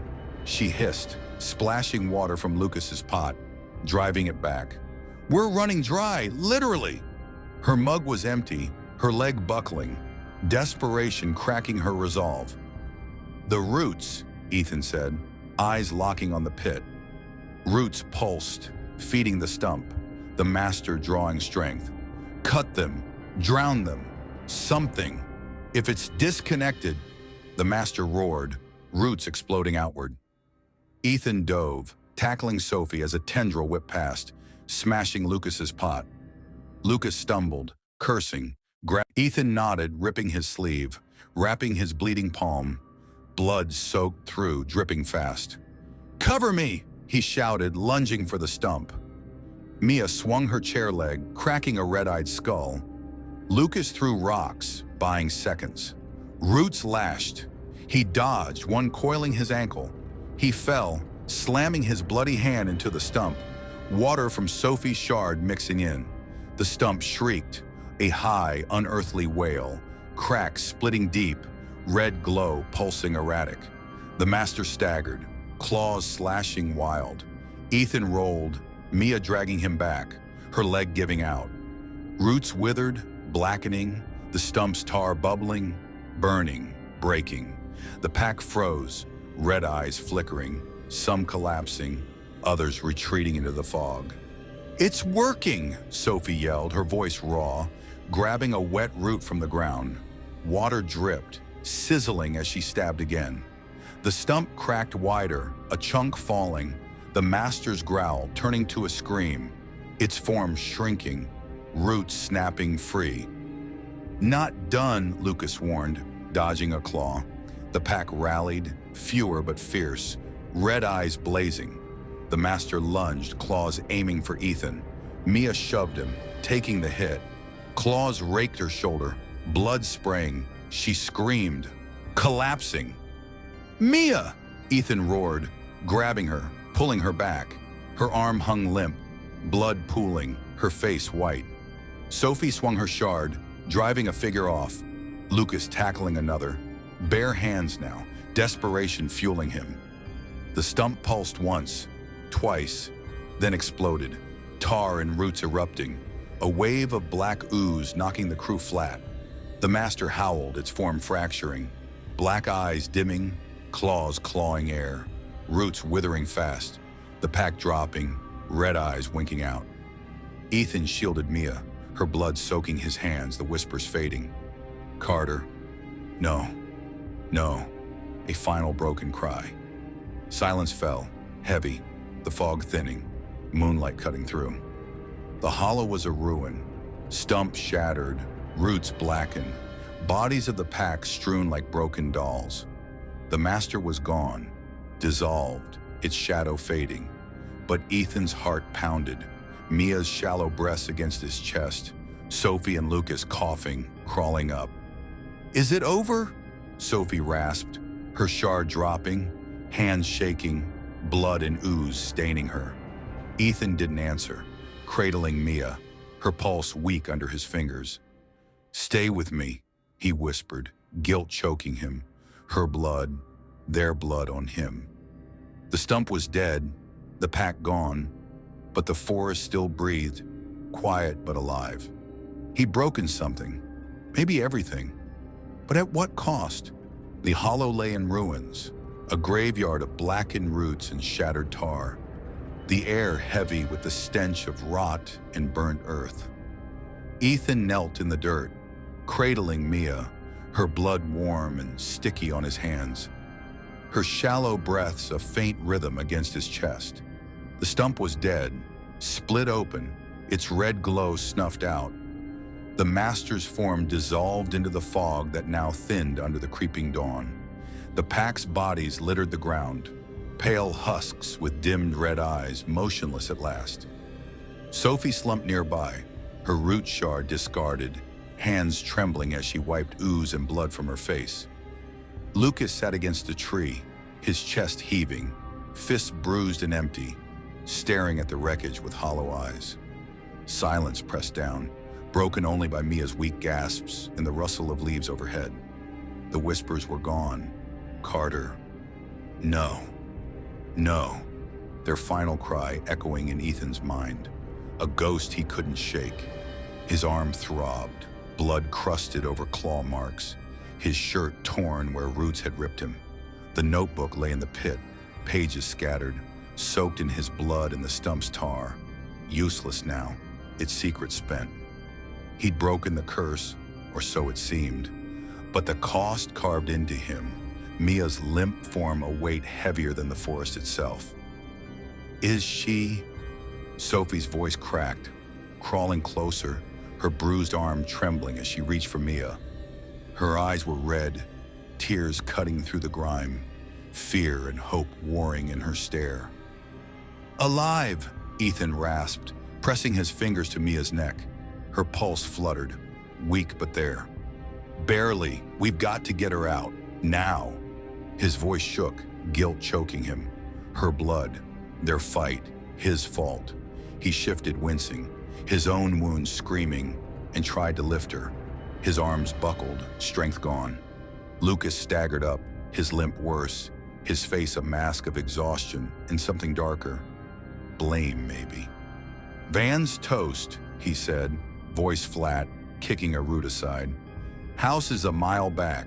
No water left, no nothing. She's bleeding out and we're stuck." He didn't look at Ethan, his fists clenching, knuckles raw.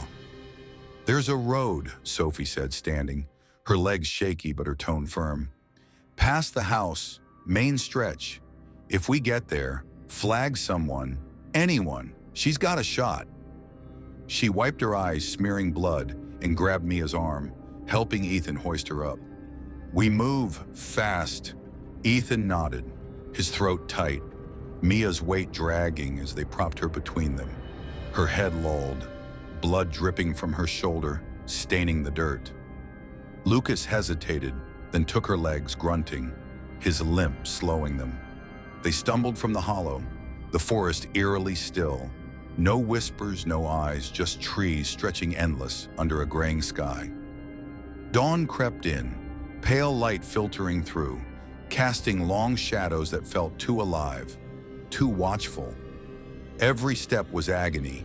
Ethan's arm burned, his back a map of claw marks, blood seeping through his shirt.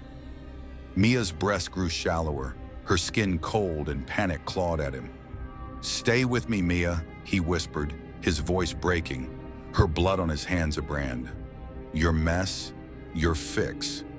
Sophie panted beside him, her strength fading, Lucas muttering curses under his breath as they pushed through roots and fog.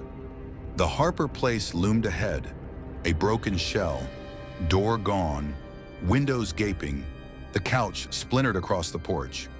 They bypassed it, no time to stop. The road Sophie promised a faint hope beyond. Ethan's legs trembled, his vision blurring, blood loss, exhaustion. But he clung to Mia, her pulse his lifeline. We're close, he said, more to himself, the forest's edge thinning, gravel crunching underfoot. The road broke through, a narrow cracked strip of asphalt stretching into the dawn.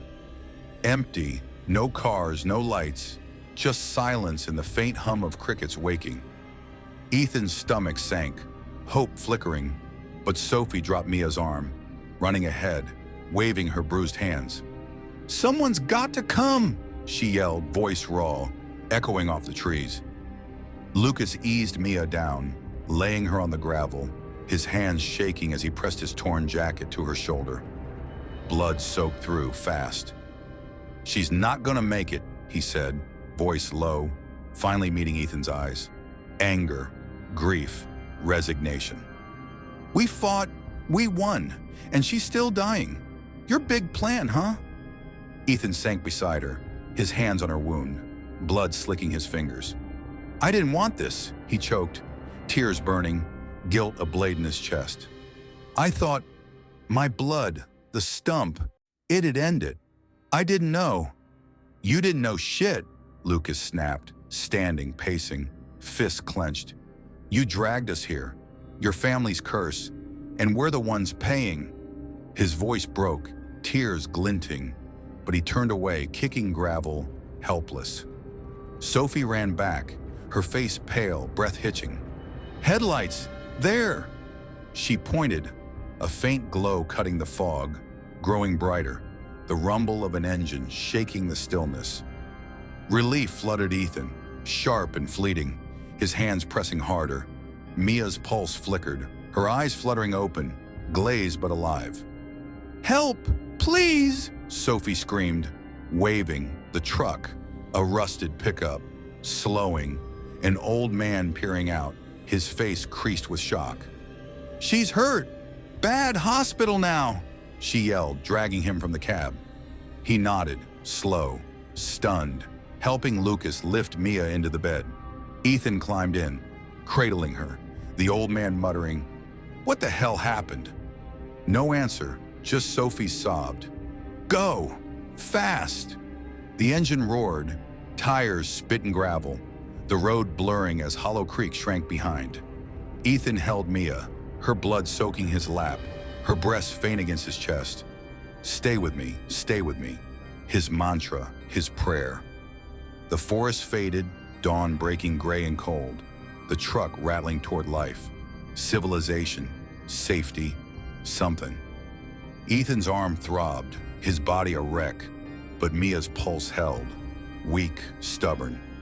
Lucas sat opposite, staring at nothing, Sophie beside him, her hands shaking, blood and tears streaking her face.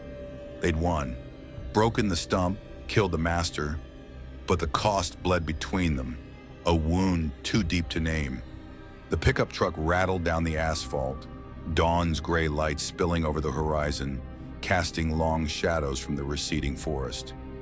Ethan sat in the bed, Mia's head in his lap, her blood soaking his jeans, her breath shallow but steady, alive barely.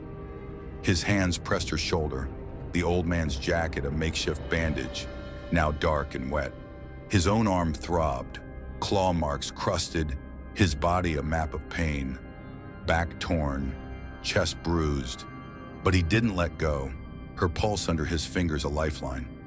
Sophie huddled beside him, her knees drawn up, hands trembling as she wiped blood and tears from her face. Lucas slumped opposite, his bruised fists limp, staring at the road, his silence louder than any curse. The old man drove fast, muttering into a crackling CB radio. "Girls hurt bad, some kind of attack. Get a dock ready. His voice shaky, eyes flicking to the rear view, wide with questions he didn't ask. The truck hit pavement smoother now. Hollow creek a fading smudge behind, the trees thinning to fields, then houses, civilization creeping in. Ethan's chest tightened, relief warring with dread. Mia's life hung on minutes, and the forest quiet felt too easy, too hollow. "She's still with us?" Sophie whispered, her voice raw, reaching to touch Mia's hand. Cold, limp, but there. "We got her out. She's gonna make it." Her eyes met Ethan's, a flicker of hope breaking through the exhaustion, the guilt they all carried. "Yeah," Ethan rasped, throat dry, nodding though his gut twisted. "She's tough. She'll pull through." He forced the words, needing them true, his hands shaking as he pressed harder. Blood seeped, slower now, her pulse fluttering but holding. Lucas didn't look up, his jaw clenched, the weight of his earlier words, "Your fault," still cutting between them. The truck screeched into a small-town hospital lot, neon sign buzzing Mercy General, doors swinging as medics rushed out, stretcher clattering. "Over here!" Ethan yelled, voice breaking, helping lift Mia, her weight dead in his arms, her face pale, eyes shut. The medics took over, barking orders. "Trauma, massive blood loss, move!" And wheeled her inside, Ethan stumbling after, Sophie and Lucas trailing, a ragged trio coated in dirt and blood. The waiting room was sterile, harsh, white walls, antiseptic sting, chairs hard under Ethan's aching frame. He sank into one, head in his hands, blood crusting his fingers. Mia's his own, a mix he couldn't wash off. Sophie paced, her limp slight now, her bruised arm cradled. Lucas leaned against the wall, arms crossed, staring at nothing. His silence a wall Ethan couldn't breach. Hours blurred. Coffee went cold in Ethan's grip. Nurses rushed past. A doctor finally emerging, scrubs stained. "She's stable," he said, voice clipped, eyes narrowing at their state. Torn clothes, claw marks, blood. "Lost a lot of blood. Shoulder's a mess, but she's fighting. You'll see her soon." What the hell happened out there? "Animal attack," Sophie lied. Quick, her voice steady despite the tremor in her hands. "Wolves, something big. We got lost in the woods." The doctor frowned, unconvinced but nodded. Small towns knew weird, didn't push too hard. Ethan exhaled, relief crashing through.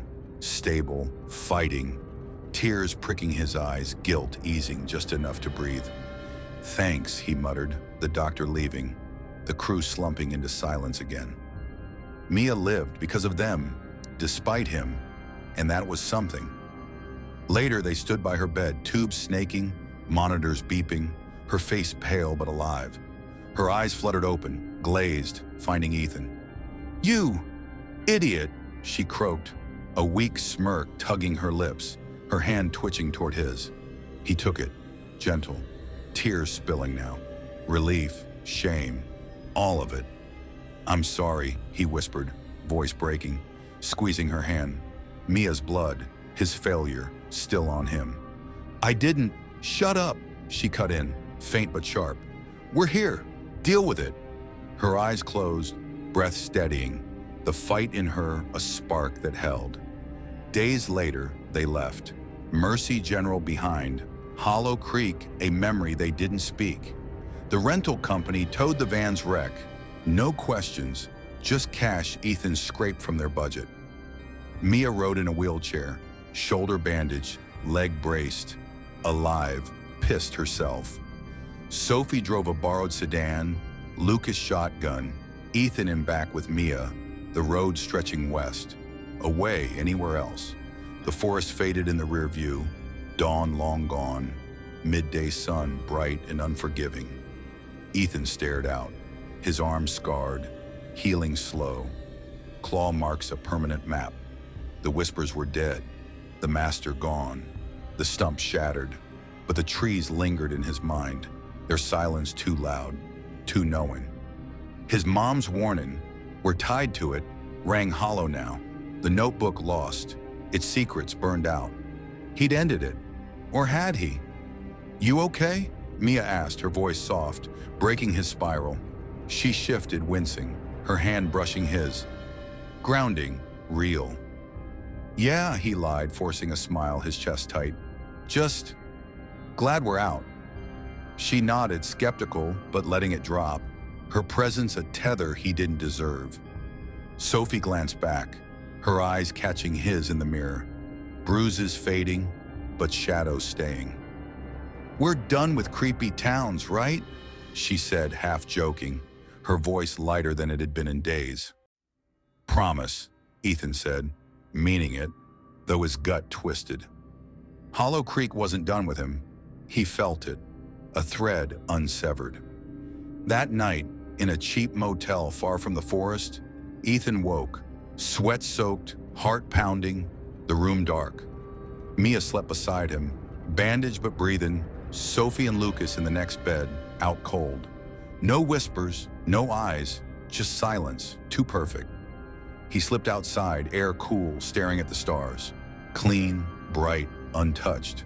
A rustle hit, faint from the trees across the lot. His breath caught, eyes scanning.